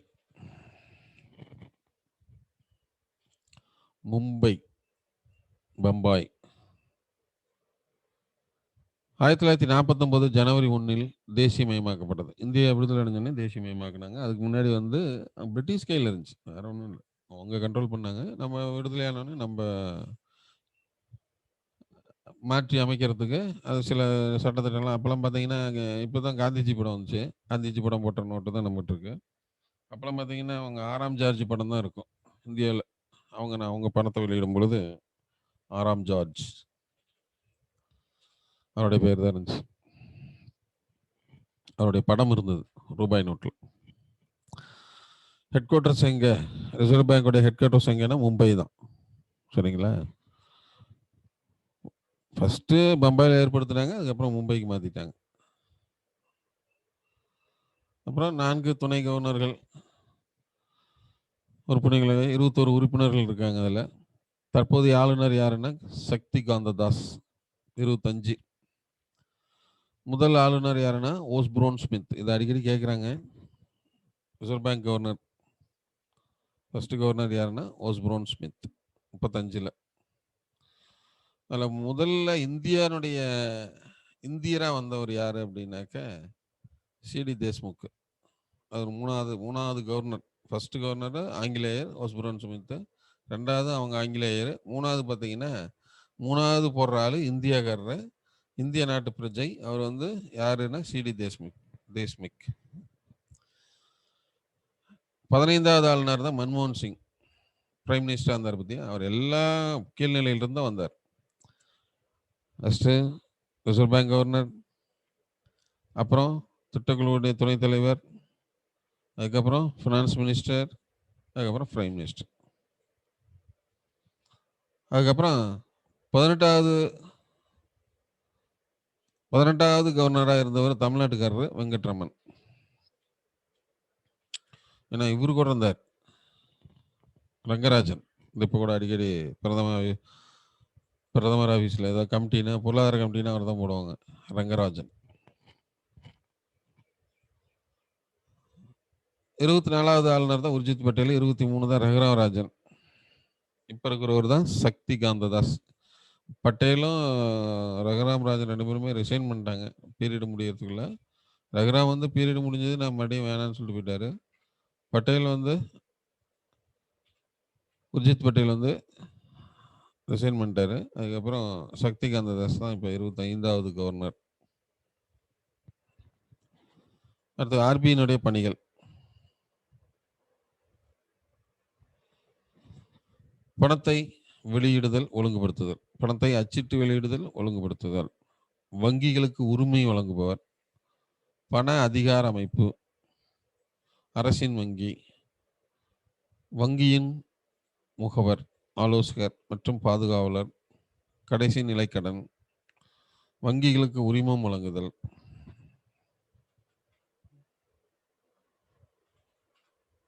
வங்கியினுடைய ரொக்க இருப்பு பாதுகாவலன். அரசின் கடன் பத்திரங்களை நிர்வகித்தல். வங்கி குறை தீர்ப்பாய திட்டம். அந்நிய செலாவணி இருப்பு பாதுகாவலன். ஃபாரின் கஸ்டோடியன் ஆஃப் ஃபாரின் எக்ஸ்சேஞ்சுன்னு சொல்லுவாங்க. அதுக்கு அடுத்தது கடன் கட்டுப்பாட்டாளர். கடன் தன்மை கட்டுப்பாட்டு, கடன் அளவு கட்டுப்பாடு. அடுத்து வங்கியின் வங்கி. இதுதான் ரிசர்வ் பேங்குடைய பணிகள். மொனோபொலியா அவங்க தான் பணத்தை அச்சிட்டு வெளியிடுவாங்க, வேற யாரும் அடிக்கக்கூடாது.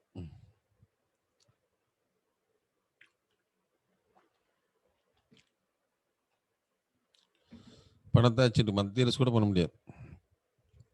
அதே மாதிரி இதில் ஒரே ஒரு வரி என்னன்னா, பணத்தை அச்சிட்டு வெளியிடுவது 2 ரூபாயிலிருந்து, சரியா, 2 ரூபாயிலிருந்து தான் எவ்வளோ உயர் மதிப்புள்ள நோட்டாக இருந்தாலும் சரி, இன்னைக்கு 2000 ரூபா வரைக்கும் இருக்கு. 2 ரூபாயிலிருந்து 2000 ரூபா வரைக்குமே பணத்தை வெளியிடுறது யாரு அப்படின்னா ரிசர்வ் பேங்க்.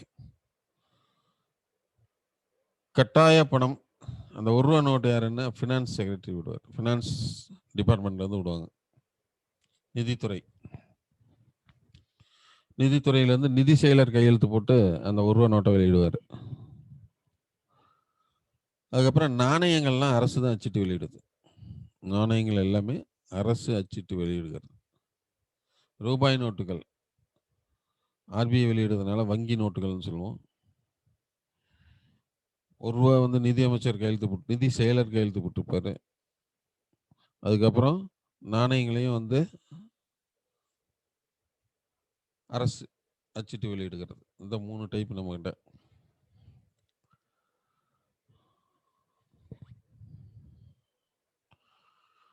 அப்புறம் வங்கிகளுக்கு உரிமை வழங்குறது. பண அதிகார அமைப்பு, ஏன்னா டோட்டல் கண்ட்ரோலே அவங்ககிட்ட தான் இருக்கு.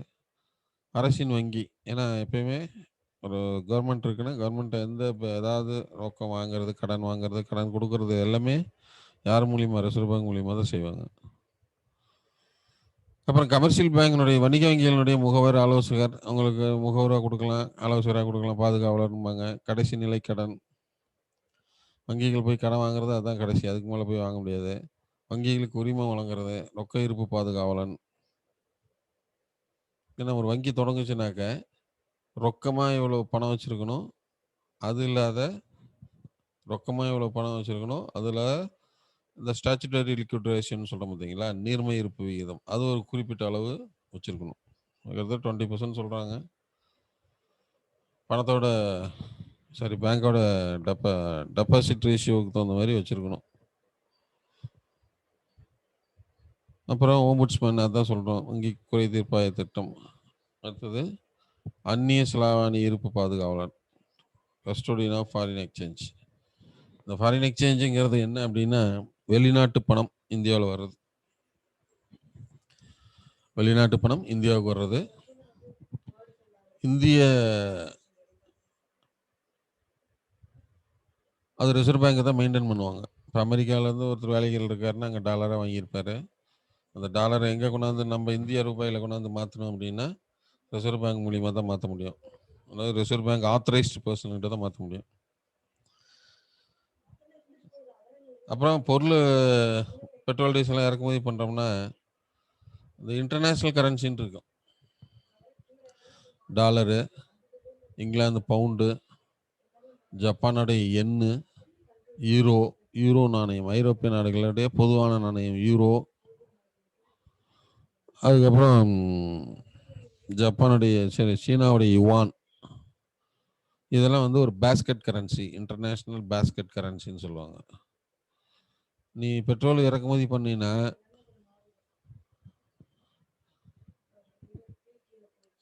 நம்ம நாடு பணத்தை கொடுத்தா வாங்க மாட்டாங்க, டாலராக தான் கொடுக்கணும். அப்போ நம்ம நாட்டுக்கு டாலர் வரணும்னா இந்த இந்த இந்த கரன்சிலாம் வரணும்னா ஏற்றுமதி நம்ம அதிகமாக வச்சுருக்கணும். ஏற்றுமதி அதிகமாக வச்சுருந்தா தான் நம்ம கரன்சி எடுக்க முடியும்.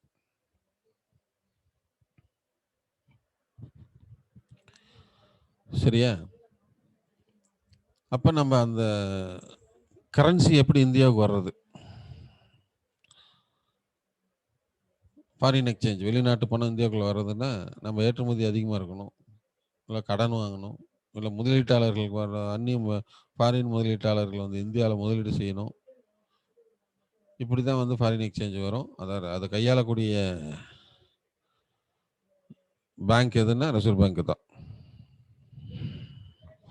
அடுத்து கடன் தன்மை, கடன் அளவு, குவான்டிடேட்டிவ் குவாலிட்டேட்டிவ்னு சொல்லுவாங்க. கடன் தன்மை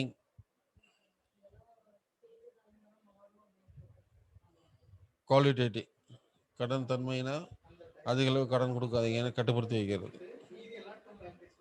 கடன் அளவு கட்டுப்படுத்துறதுனாக்க கடன் அளவு கட்டுப்படுத்துறதுன்னா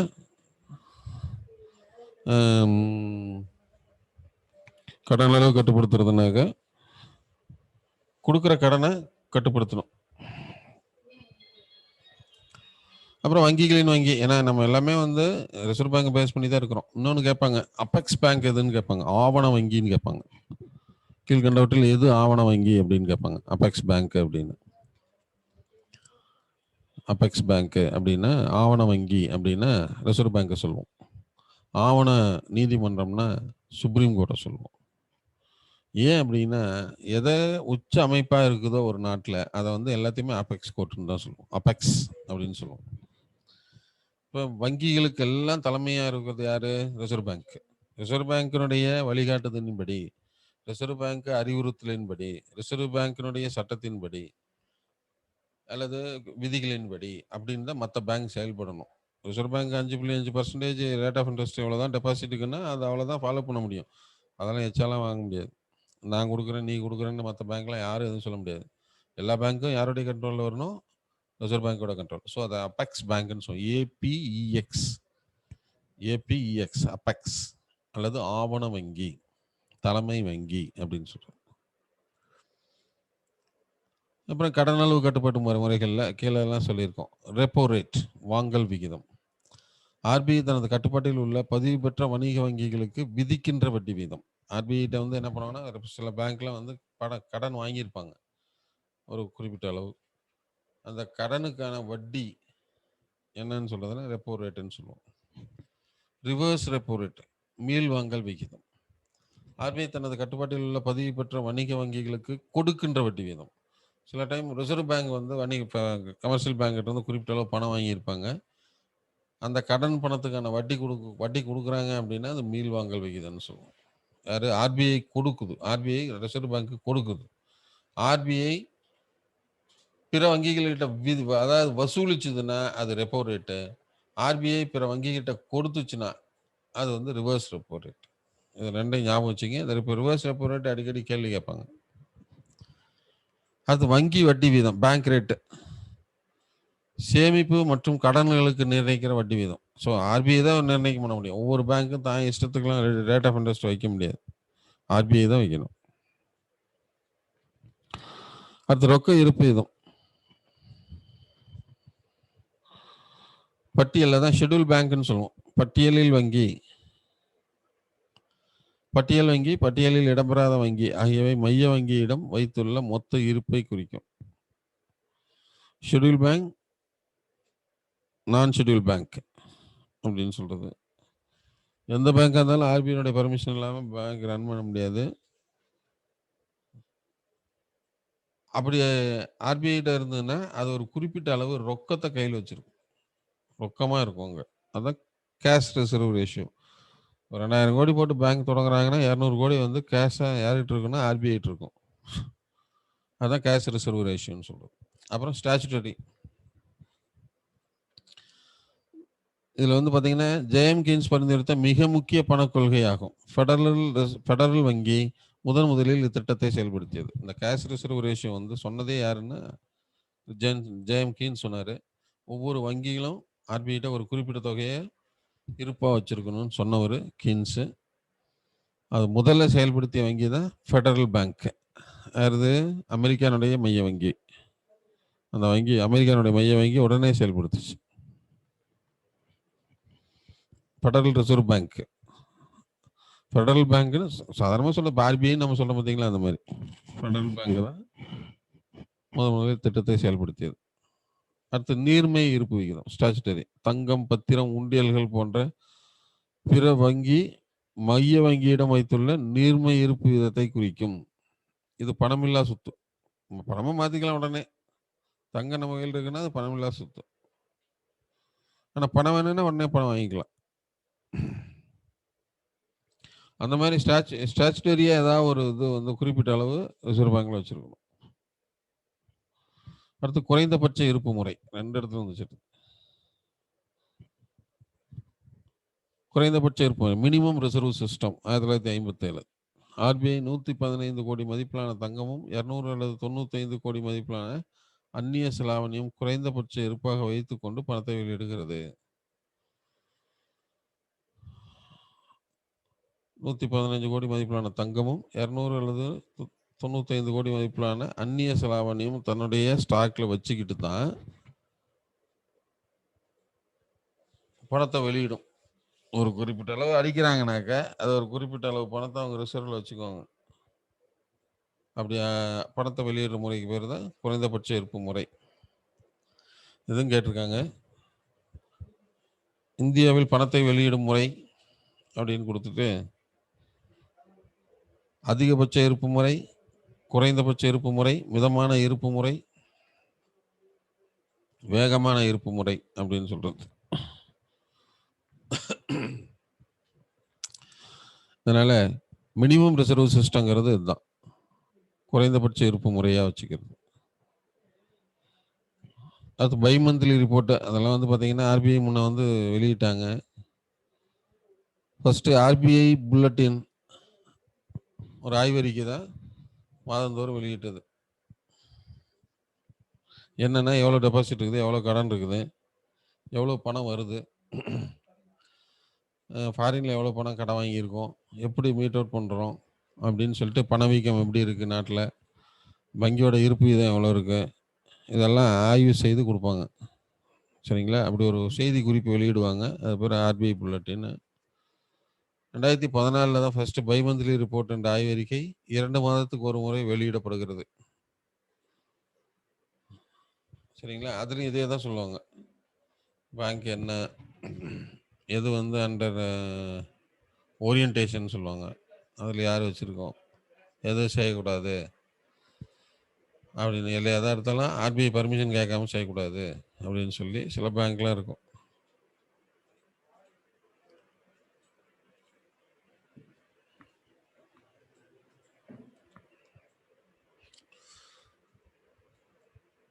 அப்புறமேல பணவீக்கம் எப்படி இருக்குது, பேங்க் ரேட்டு இன்க்ரீஸ் பண்ணுறோமா, நுகர்வோர் கடனுக்கான வட்டி எப்படி பண்ணுறோம் அப்படின்னு சொல்லி எல்லாமே, பணப்புழக்கம் எவ்வளோ இருக்குது, அதுக்கு அடுத்தது ஃபாரின் எக்ஸ்சேஞ்ச் எவ்வளோ ரிசர்வில் இருக்குது, என்னங்கிற டீட்டெயில் எல்லாமே சொல்லிடுவாங்க அந்த குறிப்பில். அப்படி வெளியிடுறாங்கன்னே வட்டியில் மாற்றம் இருக்குமா இருக்காதா, தொழில் முதலீட்டுக்கு எவ்வளோ இன்ட்ரெஸ்ட் அப்படின்னு எல்லாமே அதில் வெளியிட்டுருவாங்க. ஸோ அது பை மந்த்லி ரிப்போர்ட்டுன்னு சொல்லுவோம். ஸோ ஆர்பிஐ புல்லட்டின் எவ்வளோ நாளைக்கு ஒரு தரணும், மாதந்தோறும். பை மந்த்லி ரிப்போர்ட்னா 2 பையினா என்னன்னு சொல்கிறோம், 2ன்னு அர்த்தம். இப்போ நம்மளே கூட பார்க்குறோம் பைக், பை சைக்கிள் அப்படிங்கிறோம். பைங்கிறது 2ன்னு அர்த்தம். அதனால் பை மந்த்லி அப்படின்னா 2 மாத அறிக்கை, 2 மாதத்துக்கு ஒரு அறிக்கை. அடுத்து இந்திய ரூபாயின் தந்தை என அழைக்கப்படுபவர் ஷெர்ஷா தான். ருப்பியா என்ற சொல்லை சமஸ்கிருத மொழிச்சொல். இதன் பொருள் வெள்ளியாகும். இந்த நாணயங்களை முகலாயர்களும் ஆங்கிலேயர்களும் பின்பற்றினர்.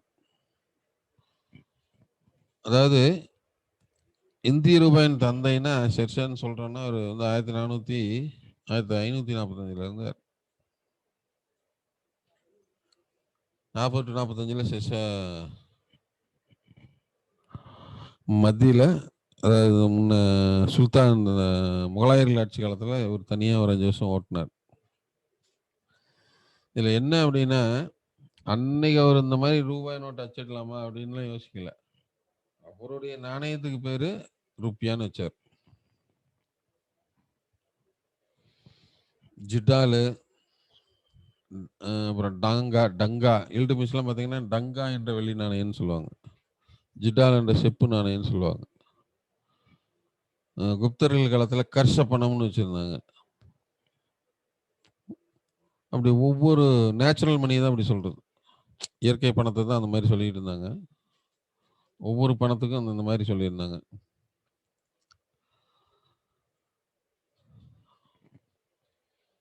இவர் வந்து என்ன பண்ணார்னா, சமஸ்கிருத மொழியில முதல்ல ருப்பியா அப்படின்னு ஒரு பேரை வச்சார். ஸோ இந்திய ரூபாயின் தந்தை அப்படின்னா அந்த ரூபாய், இப்போ நம்ம என்னன்னு சொல்றோம், தமிழ்ல ரூபாய்ங்கிறோம், இங்கிலீஷ்ல ருப்பீஸ்ன்னு சொல்றோம், சரிங்களா? அந்த ரூபாய், ருப்பியா அப்படிங்கிற அந்த பேரை வந்து வச்சார். அவர் வந்து வெள்ளி நாணயம், செம்பு நாணயத்தை தான் பயன்படுத்தினாரு. ஆனால் ருப்பியாங்கிற அந்த பேர் வந்து அவர் வச்சார். அதனால தான் அவர் தந்தைன்னு சொல்றோம். அது ஒரு சமஸ்கிருத மொழிச்சொல். ஓகேவா? அதே முகலாய அரசர் பருக் ஷேர் காலத்தில் ஆங்கிலேயர்கள் முகலாயர்கள் அச்சகத்தில் பணம் அச்சடிக்க அனுமதி அளித்தனர். இதில் தங்க நாணயம் கரோலினா என்றும், வெள்ளி நாணயம் ஏஞ்சலினா என்றும், செப்பு நாணயங்கள் கப்ரூன் என்றும், வெண்கல நாணயத்தை டின்னி என்றும் அழைத்தனர். ஆங்கிலேயர்கள் அவங்க பணத்து பேர் என்ன பண்றாங்க? தங்க நாணயம் விட்டானா அது கரோலினா,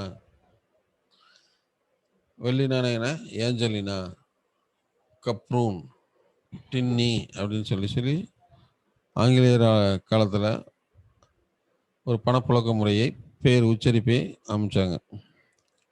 அதே அவர் வந்து ஷெர்ஷா வந்து ருப்பியானாரு, இல்டுமிஸ் வந்து டங்கானாரு, டாம்னு சொன்னார். இப்படி ஒவ்வொருத்தருக்கும் ஒரு பேர் வச்சுருக்காங்க. ஆங்கிலேயர்கள் இந்த பேர் வச்சுருக்காங்க.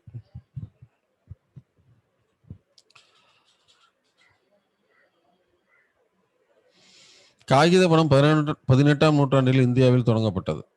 வங்காள வங்கி, பம்பாய் வங்கி மற்றும் சென்னை வங்கி ஆகிய வங்கிகள் முதலில் காகித பணத்தை அச்சிட்டு வெளியிட்டது. அவங்க வராங்க 18ல், அவங்க தான் அச்சிட்டு வெளியிடுறாங்க. ஆனால் அது எல்லா பக்கமும் போய் சேரல. அந்த குறிப்பிட்ட ஏரியாவில் மட்டும் அது செயல்பட்டுச்சு. அவங்க வந்து அந்த நாணயங்களை ஃபஸ்ட்டு வெளியிடுறாங்க. காகித பணம் வச்சுட்டு வெளியிட்டாங்க. அப்படி எல்லா பேங்க்கும் அச்சிட்டு வெளியிட்டாங்கன்னா அப்புறம் எந்த ரூபாய் எப்படி கணக்கு வச்சுக்கிறதுங்கிறது தான் பிரச்சனை. அதனால தான் இந்திய அரசு அந்த 20ல் ரிசர்வ் பேங்க் ஆரம்பிங்கன்னு சொன்னோன்னே 34 ஆரம்பித்து அந்த வங்கி கண்ட்ரோலில் பணத்தை கொடுத்தாங்க. அடுத்து இயற்கை பணம் அப்படிங்கிறது தங்கம், வெள்ளி. ஏழை மக்களின் பணம்னாக்க குறைந்த மதிப்புடைய நாணயங்கள், குறை மதிப்புடைய நாணயங்கள் அப்படின்னு சொல்லுவாங்க. லெஷர் வேல்யூ காயின்ஸ்ன்னு சொல்லுவாங்க. குறை மதிப்புடைய நாணயங்கள், 1 ரூபா, அனா பைசா. அப்போல்லாம் அனா பைசா, ஓட்ட காசு நிறைய இருக்கு.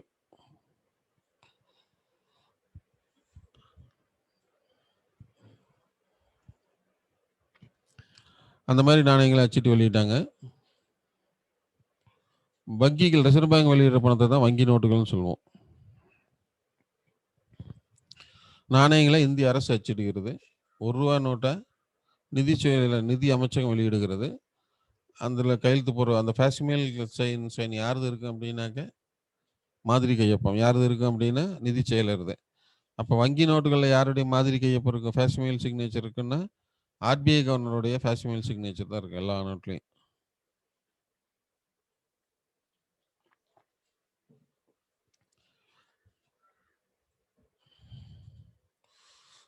இந்திய அரசு 1917ஆம் ஆண்டு முதல் ₹1, ₹2 நோட்டுகளை அச்சிட்டு வெளியிட்டது. 1947ஆம் ஆண்டு வரை ரூபாய் நோட்டில் 6ஆம் ஜார்ஜ் படம் இடம்பெற்றிருந்தது. அவங்க அரசருடைய இங்கிலாந்து அரசு இருந்துச்சு இல்லை, அதனால அவங்க அரசருடைய பெயர் அச்சிட்டு வெளியிட்டாங்க. அவருடைய போட்டோ தான் அதில் இருந்துச்சு. வங்கி பணம் அல்லது கடன் பணம் என்று அழைக்கப்படுவது காசோலை, செக்கு. வங்கி பணம்னா செக்குன்னு சொல்லலாம். அடுத்து பணம் அச்சடிக்கப்படும் இடங்கள். கரண்ட் நோட் பிரஸ் அப்படின்னு நாசிக்கு, பேங்க் நோட் பிரஸ்னா தேவாஸ். அடுத்து modernised currency note press Mysuru செல்போனி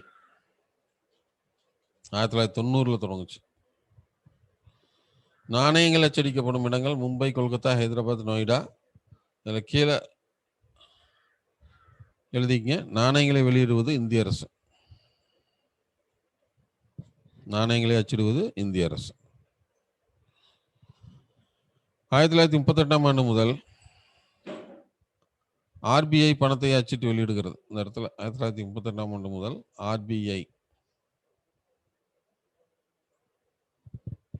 RBI பணத்தை அச்சிட்டு வெளியிடுகிறது. அப்படி ஆர்பிஐ முதல்ல வெளியிட்ட பணம் எவ்வளவு மதிப்பு அப்படின்னா ₹5.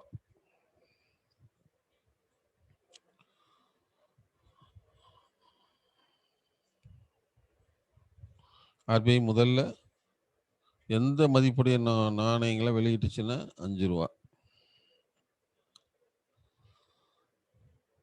தற்போது 2000 வரைக்கும் இருக்கு. ஆனால் 10,000 வரைக்கும் அவங்க 10,000 மதிப்புடைய நோட்டுகள் வரைக்கும் கொடுக்கலாம். சரிங்களா? 10,000 மதிப்புள்ள நோட்டுகள் வரைக்கும் அவங்க அச்சிடலாம். ஆனால் இப்போதைக்கு உயர் மதிப்புள்ள நோட்டு எவ்வளோன்னா ₹2,000. சரிங்களா? ₹1 நோட்டுகளை இந்திய அரசு வெளியிடுகிறது. நிதித்துறை செயலர் கையொப்பமிட்டுவார். தற்போது கடன் அட்டை, ரொக்க அட்டை, வரவு அட்டை, அந்நிய செலாவணி அட்டை, சூட்டிகை, ஸ்மார்ட் கார்டு, நெகிழி பணங்களை வெளியிடுகிறது. கடன் அட்டை நம்மள வச்சிருக்கோம் பார்த்தீங்களா, ரூபே. இப்போ ஒன்றும் குரூப் ஒன்றில் கட்டதான் ரூபே கடன் அட்டை. இந்திய அரசு ரிசர்வ் பேங்க் வெளியிடுது பற்றியா, ரூபே கடன் அட்டை. ருபீஸ் பேமெண்ட், இந்தியாவில் ருபீஸ் பேமெண்ட் கார்டு. அது நம்ம வச்சிருக்கிறது பேர் கிரெடிட் கார்டெலாம் கிடையாது. ருபீஸ் பேமெண்ட் கார்டு தான். இந்த ரிசர்வ் பேங்க் தான் வெளியிடுது. ஜான் பிக்கின்ஸ் என்பவர் கடன் அட்டையை அச்சிட்டு வெளியிட்டார்.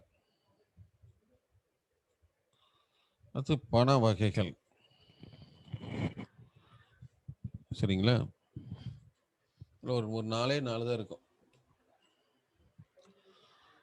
பண வகைகள் அப்படின்னா M1, M2, M3, M4ன்னு வரும். M1 அப்படின்னா புழக்கத்தில் உள்ள பணங்கள், நாணயங்கள், கேட்பு வைப்புகள், டிமாண்ட் டெபாசிட்னு சொல்லுவோம். M2 அப்படின்னா M1 சேர்த்துக்கணும்.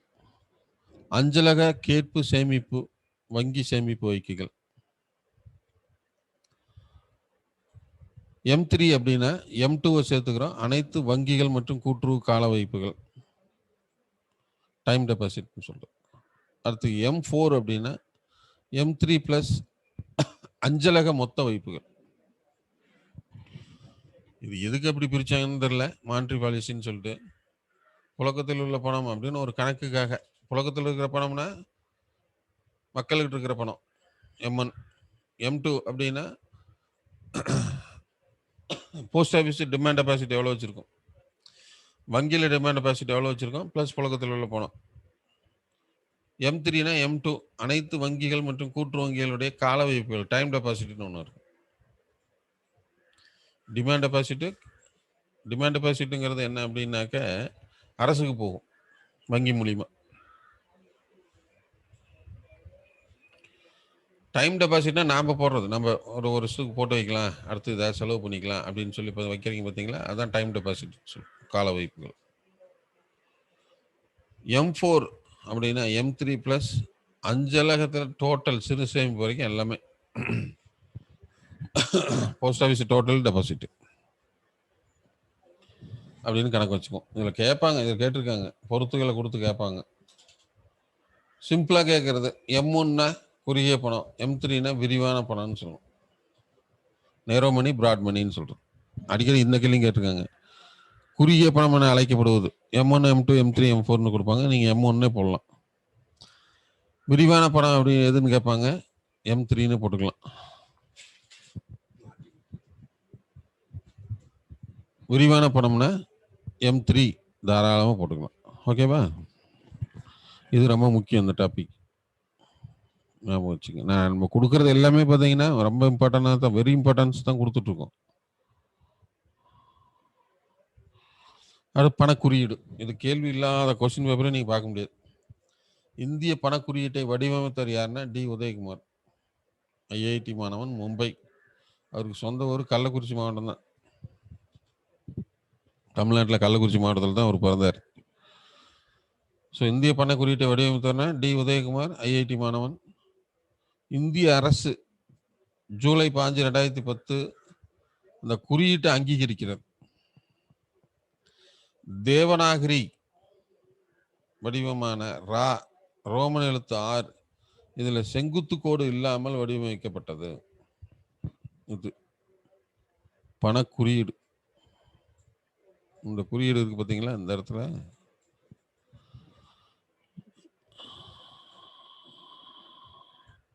சரி, இது பக்கத்தில் ஒரு சிம்பிள் இருக்கு பார்த்தீங்களா, இந்த சிம்பிள் தான் குறியீடு, நம்ம இந்தியாவுடைய குறியீடு. சரிங்களா? நம்ம RS அப்படின்னு போடுறது குறியீடு கிடையாது, அது எழுத்து. ருபீஸ், ரூ அப்படின்னு போட்டு எழுதுவீங்க. நீங்கள் நிறைய டைமில் நிறைய பேர் எழுதுவீங்க ரூ புள்ளி வச்சு 10,000 அப்படின்னா அது எழுத்து, லெட்ரு. சரியா?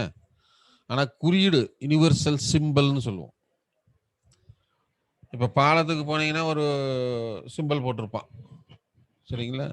ட்ரெயின் ட்ராக் போகுது, லெவல் கிராசிங் போகுதுன்னா அந்த இடத்துல ஒரு கோடு போட்டிருப்பான். ஒரு குறுக்க கோடு போட்டு இந்த ஸ்லிப்பர் செல் கட்ட மாதிரி அப்படியே வரிசையாக ஒரு 10 கோடு போட்டிருப்பான். நமக்கு தெரியும். ஒரு வளவு இருக்குது அப்படின்னா முன்னாடியே போர்டு வச்சிருப்பான், ஒரு ஷார்ப் கர்வு அப்படி இருக்குன்னு சொல்லி. ஸோ நிறைய இதில் வந்து பார்த்தீங்கன்னா குறியீடு எல்லாத்துக்கும் இருக்கு. உலகத்திலே வந்து மொத்தம் 5 நாட்டுக்கு தான் குறியீடே இருக்கு. சீனா கூட இன்னும் வரல. அமெரிக்கா டாலர்னா டி மாதிரி போடுவோம், ஸ்டர்லிங் பவுண்டுனா எஸ் மாதிரி போடுவோம், ஜப்பானுடைய எண் அப்படின்னா ஒய் போட்டு கீழே 2 கோடு போடுவோம்.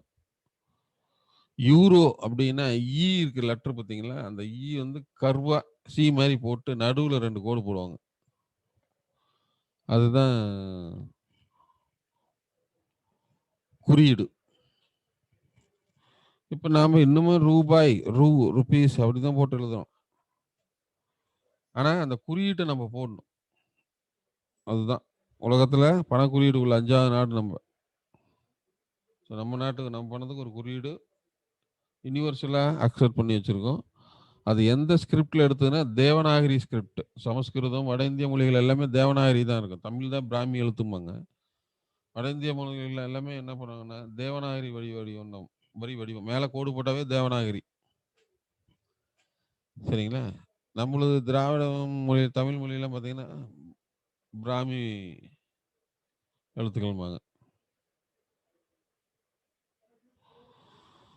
இந்த கீழே கொடுத்துருக்க பாருங்க, அமெரிக்கா, பிரிட்டன், ஜப்பான், ஐரோப்பிய யூனியன் போன்ற நாடுகளுடன் இந்தியா பணக்குறியீடு பெற்றுள்ளது. ஜூலை 5, 2010 அன்று நடைமுறைக்கு வந்தது. இந்திய அரசு எப்போ, அப்போ ஃபினான்ஸ் மினிஸ்டர் இருந்தவர் யார் தெரியுமா? பிரணாப் முகர்ஜி. 2010 ஃபினான்ஸ் மினிஸ்டராக இருந்துட்டு அவர் தான் ஃபர்ஸ்ட் இந்த ரூபாய் குறியீட்டை அங்கீகரித்து பார்லிமெண்ட்டில் சொன்னார். அதுக்கப்புறம் நம்ம இந்த குறியீடை பயன்படுத்துகிறோம். இன்னைக்கு 10 வருஷமாக பயன்படுத்திட்டு இருக்கோம்.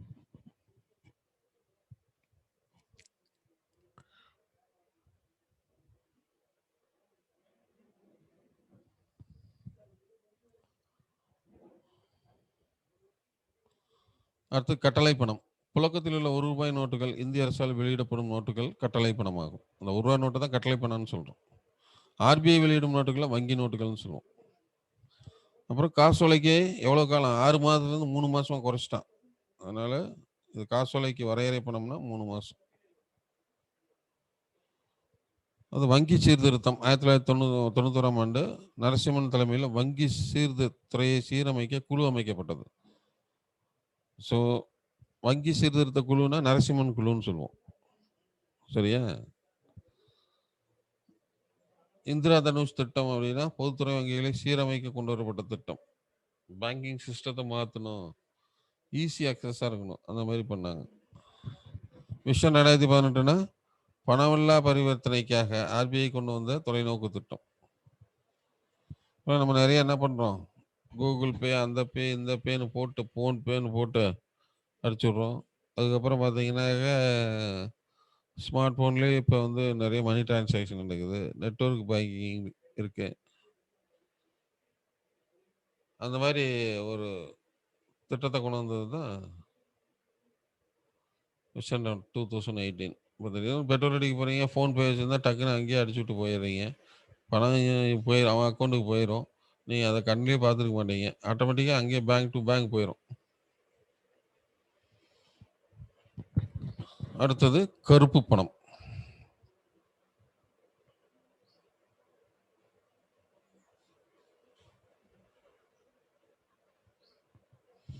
கருப்பு பணத்தை இணை பொருளாதாரம்னு சொல்லலாம். கருப்பு பணத்தை பற்றி ஆராய கவிதராவ் தலைமையில் 2011 ஒரு குழு அமைக்கப்பட்டது. 2012 தனது அறிக்கை ரியல் எஸ்டேட்டு, தொலைத்தொடர்பு போன்றவற்றில் கருப்பு பணம் அதிக அளவு புழக்கத்தில் உள்ளது என அறிக்கை வெளியிடப்பட்டது. மொத்த உள்நாட்டு உற்பத்தியில் 10% கருப்பு பணம் உள்ளதாக கணக்கிடப்பட்டது. 10% இருக்குன்னு. கருப்பு பணம்னா பணம் வந்து சுழற்சி ஆச்சுன்னா தான், பணப்புழக்கம் அதிகமாக இருந்தால் தான் பொருளாதார வளர்ச்சி இருக்கும். கிடைக்கிறவங்களாம் பணத்தை பதுக்கி வச்சாங்கன்னு வச்சுங்களேன், அதுக்கு பேர் கருப்பு பணம்.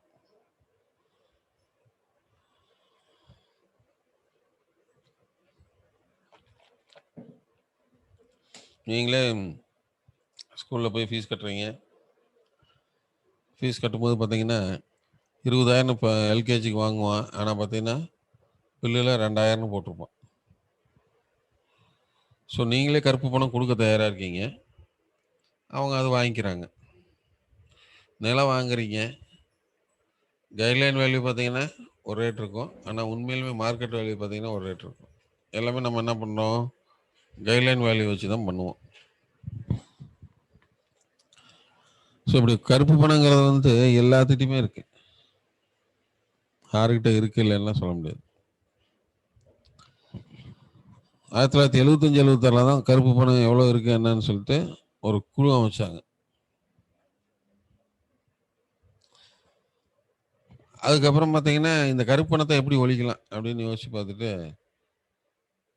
விடிஐஎஸ்ன்னு ஒரு திட்டத்தை கொண்டு வந்தார். 1997 நிதியமைச்சராக இருந்த சிதம்பரம் அவர்கள் இந்த திட்டத்தை கொண்டு வந்தாங்க. தாமாக முன் வந்து வருமானம் தாக்கல் செய்யும் திட்டம்.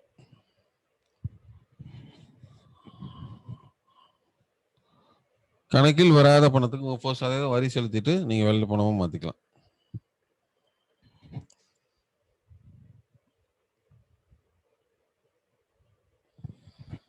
அதுக்கு அடுத்தது உள்நாட்டில் கருப்பு பணம் பதிக்கல் தானாக முன் வந்து தகவல் அளிக்கும் திட்டம்.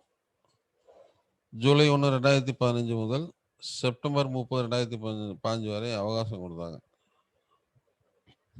இப்போ நம்மகிட்ட ஒரு 200 கோடி இருக்கு அப்படின்னா தெரியலையா அப்படின்னா அது 30% செலுத்திட்டு நீங்கள் வெள்ளை பணமாக மாற்றிக்கலாம், ஒன்றும் பிரச்சனையே கிடையாது. அதனால் இல்லீகல் மணியாக மட்டும் இருக்கக்கூடாது.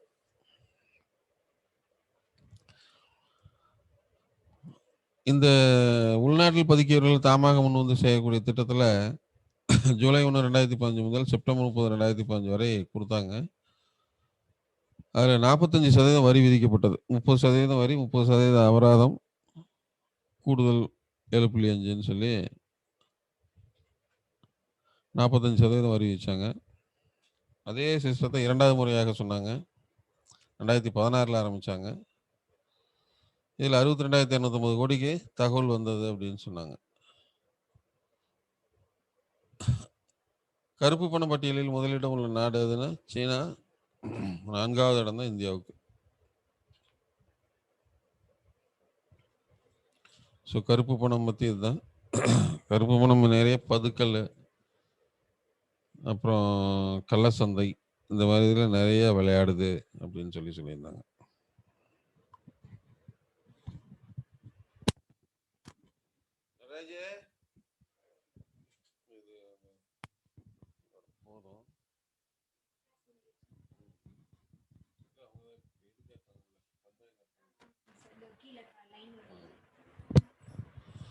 சரிங்களா?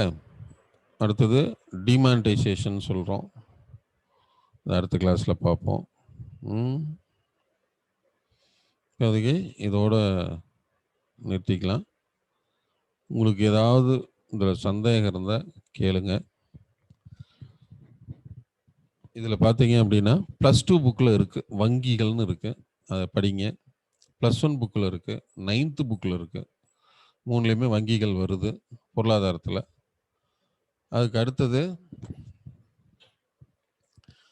அடுத்தது பார்த்தீங்க அப்படின்னா பணவீக்கமும் வந்து +2ல் இருக்குது. கேளுங்க. அன்மியூட்டா?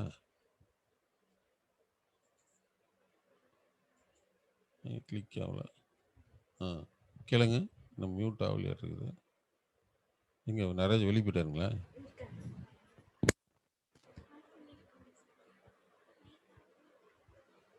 நான் தான் பார்ப்பேன். Lower hand ask to unmute. நான் ஆஃப் பண்ணிட்டேன்.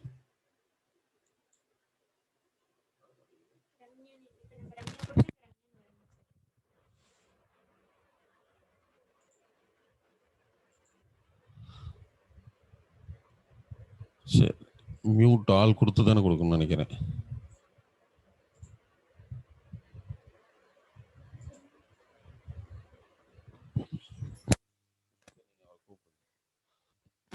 ஒரு நிமிஷம் இருங்க. ஒரு நடராஜர் அங்கே இருக்கார், வருவார். வந்தோடனே லைனில் தான் இருக்கேன், கேட்கலாம். எந்த டவுட்டாக இருந்தாலும் கேட்கலாம். வெயிட் பண்ணுங்க.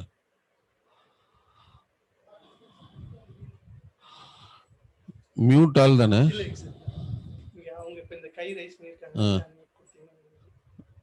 அன்மியூட் கொடுத்தாவே போதுமா? சொல்லுங்கப்பா. ஹலோ, கேட்கலாம். ஹலோ, சொல்லுங்க. ஹலோ, சொல்லுங்க கௌதம். ஹலோ, சொல்லுங்க சார். இல்ல, வாய்ஸ் கிளியரா இல்ல சார் உங்களுக்கு. ஹலோ. அடுத்து சொல்லுங்க. Hello sir, Gautham. Sir, bimonthly report இருக்கு இல்லைங்க சார்? என்னங்க? அதுல வந்து செர்ஷா வந்து வெள்ளி நாணயங்களை வெளியிட்டாருங்க சார். அதுக்கு பேரு ருபியான்னு நீங்க சொல்லி இருக்கிறீங்க. ஆமா. அதுல வந்து பாத்தீங்கன்னா ஹிஸ்டரி சார் வந்து ரூபாயா அப்படின்னு சொல்லி இருக்கிறாரு. எல்லாமே ஒண்ணுதான். எல்லாம் ஒண்ணுதான். நம்ம இங்கிலீஷ்ல ருபீஸ்ங்கிறோம், தமிழ்ல ரூபாய்ங்கிறாங்க. நமக்கு வந்து ருபியா அப்படின்னு தான் கொடுத்துருந்தாங்க. அந்த காலத்துல இருந்தே ருபியான்னு தான் வருது அது. Okay sir. ஓகே சார், அவ்வளவுதான் சார். ஓகே. அடுத்தது. ஹலோ சுமித்ரா. கேளுங்க. ஹலோ, சொல்லுங்க சார். நீ அமௌண்ட். ஹலோ. சொல்லுங்கப்பா. சார், அமௌண்ட் வந்து அச்சிட்டு வெளியிடுறான்னு சொன்னீங்கல்ல? ஆமா. நாணயம் வந்து இவங்க அச்சிடுறாங்க, வந்து இவங்க அச்சிடுறாங்க சொன்னீங்க. 3 டைப் சொன்னீங்க சார். அதாவது இந்திய அரசு வணிக வங்கிகள், ரிசர்வ் பேங்க் வந்து 2 ரூபாயில இருந்து வெளியிடுறாங்க. சரிங்க சார். 2 ரூபாயில இருந்து 2 ரூபாய், 5 ரூபாய், 10 ரூபாய், 20, 50, 100 இதான் டினாமினேஷன். சரிங்களா? இப்ப 1 ரூபாய், 2 ரூபாய், 5 ரூபாய், 10 ரூபாய், இது ஒரு டினாமினேஷன். அதுக்கப்புறம் பாத்தீங்கன்னா அதே சீரியல்ல தான் 1 ரூபாய்க்கு 10 ரூபாய், 2 ரூபாய்க்கு 20 ரூபாய், 5 ரூபாய்க்கு 50 ரூபாய், அப்புறம் 10 ரூபாய்க்கு 100 ரூபாய். இதே ஆங்கிள் அப்படியே வாங்க. 100 ரூபாய், 200 ரூபாய், 500 ரூபாய், இப்போ வந்து 1000 ரூபாய் இல்லை, ஆனா என்ன பண்ணியிருக்காங்க 2000 ரூபாய் விட்டுருக்காங்க. முன்ன 1000 ரூபாய் வச்சிருந்தாங்க. அதே சேம் டினாமினேஷன் தான். ஆர்பிஐ பொறுத்த வரைக்கும் 2 ரூபா அந்த மதிப்புல இருந்து 10,000 ரூபாய் நோட்டு கூட வெளியிடலாம். ஒரே நோட்ல 10,000 ரூபான்னு போட்டு கூட வெளியிடலாம். இப்போ 2000 ரூபாய் வருது பாத்தீங்களா, அது மாதிரி 10,000 ரூபாய் வெளியிடலாம். ஆனா 1 ரூபாய் நோட்டை மட்டும்தான் பினான்ஸ் செக்ரட்டரி கையெழுத்து போட்டு கவர்மெண்ட் வெளியிடுது. 1 ரூபா நோட்டு, சரிங்களா? அதே மாதிரி நாணயங்கள் 1 ரூபா காசு, 2 ரூபா காசு, 50 காசு, 25 காசு, இது எல்லாமே வெளியிடுறது எல்லாமே இந்திய அரசு. ஓகேங்களா? Okay sir, thank you sir.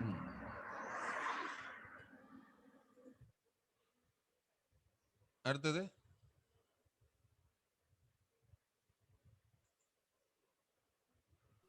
Sumitra கேட்கலாம். ஹலோ சொல்லுங்க sir, good morning sir. Good morning. சொல்லுங்க சார், அந்த 1 ரூபி நோட் வந்து நிதி செயலர் தான் வந்து கையெழுத்து விட்டு வெளியிடுவாங்கன்னு சொன்னீங்க இல்லைங்க சார்? பாசிமில் சீல், அது மாதிரி கையொப்பம் அந்த மாதிரி வரும். அது வந்து அது ரூல்ஸே அப்படிதானாங்க சார்? இல்ல அவங்க ஏங்க சார் கையெழுத்து விட்டு வெளியிடணும்? இல்ல, செக்ரட்டரியா யாரு இருக்காங்களோ அவங்களுடைய ஃபேசிமில் சீல் இருக்கும். அவங்க பீரியட்ல வெளியிட்டு இருந்தாங்கன்னா அவங்க ஃபேசிமில் சீல் இருக்கும். 2 ரூபா நோட்ல இருந்து ஆர்பிஐ கவர்னருடைய ஃபேசிமில் சீல் இருக்கும். அதுல பார்த்தாவே இந்த பீரியட்ல நம்ம ரூபாய் நோட்ல பின்னாடி பாத்தீங்கன்னா ஃபேசிமில் சீல்ல கையெழுத்து போட்டு பல பேர் எழுதி இருக்கோம். இந்த வருஷத்துக்கு ரூபாய்ன்னு நம்ம தெரிஞ்சுக்கலாம். ஓகேங்க சார். தேங்க்யூங்க சார். அடுத்தது கவிதா. சார், இந்திரதனுஷன் இருக்கு இல்லைங்க சார்?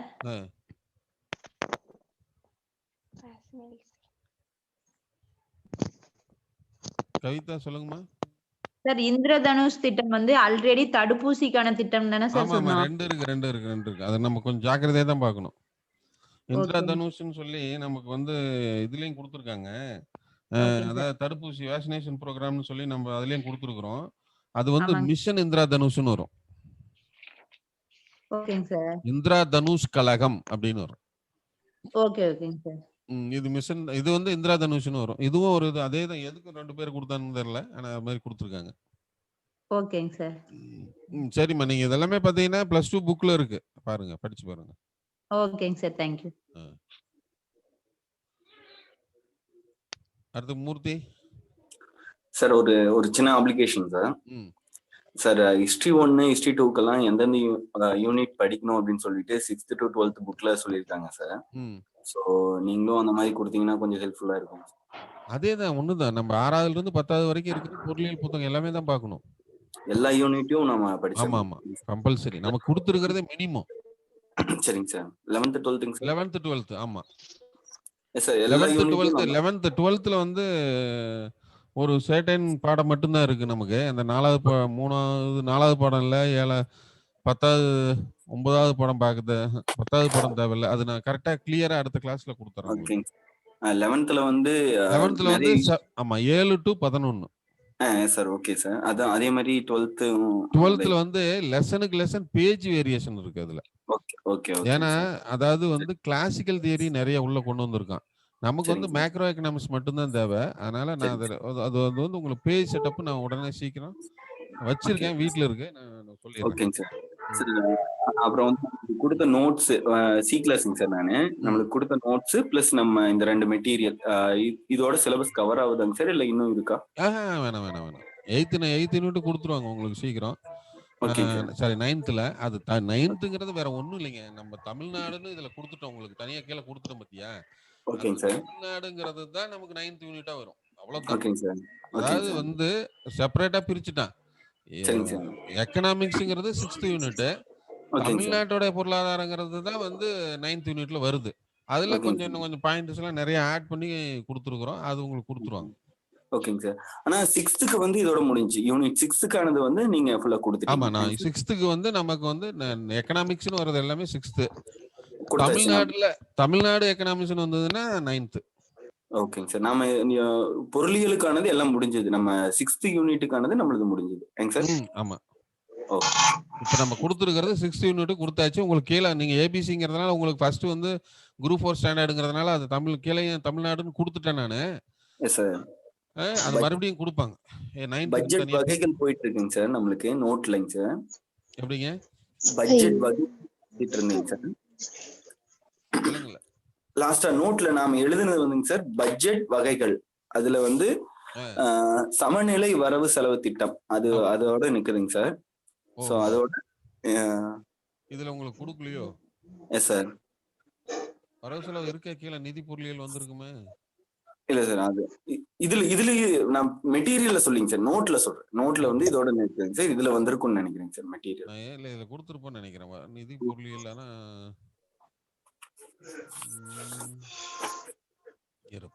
ஐயோ இந்த சாரே எப்படின்னா 12 மணிக்கு ஒரு சார் வருவாரு. அடுத்த கிளாஸ் இருக்கா? ஒரு நிமிஷம்.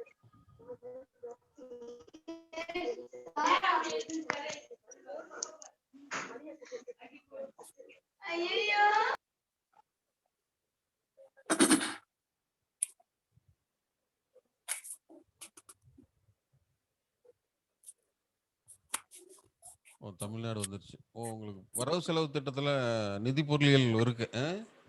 சார். சரி, ஓகே, பார்த்துக்கலாம். ஓகேங்க சார், தேங்க்யூ சார். வேற யாராவது இருக்கீங்களா?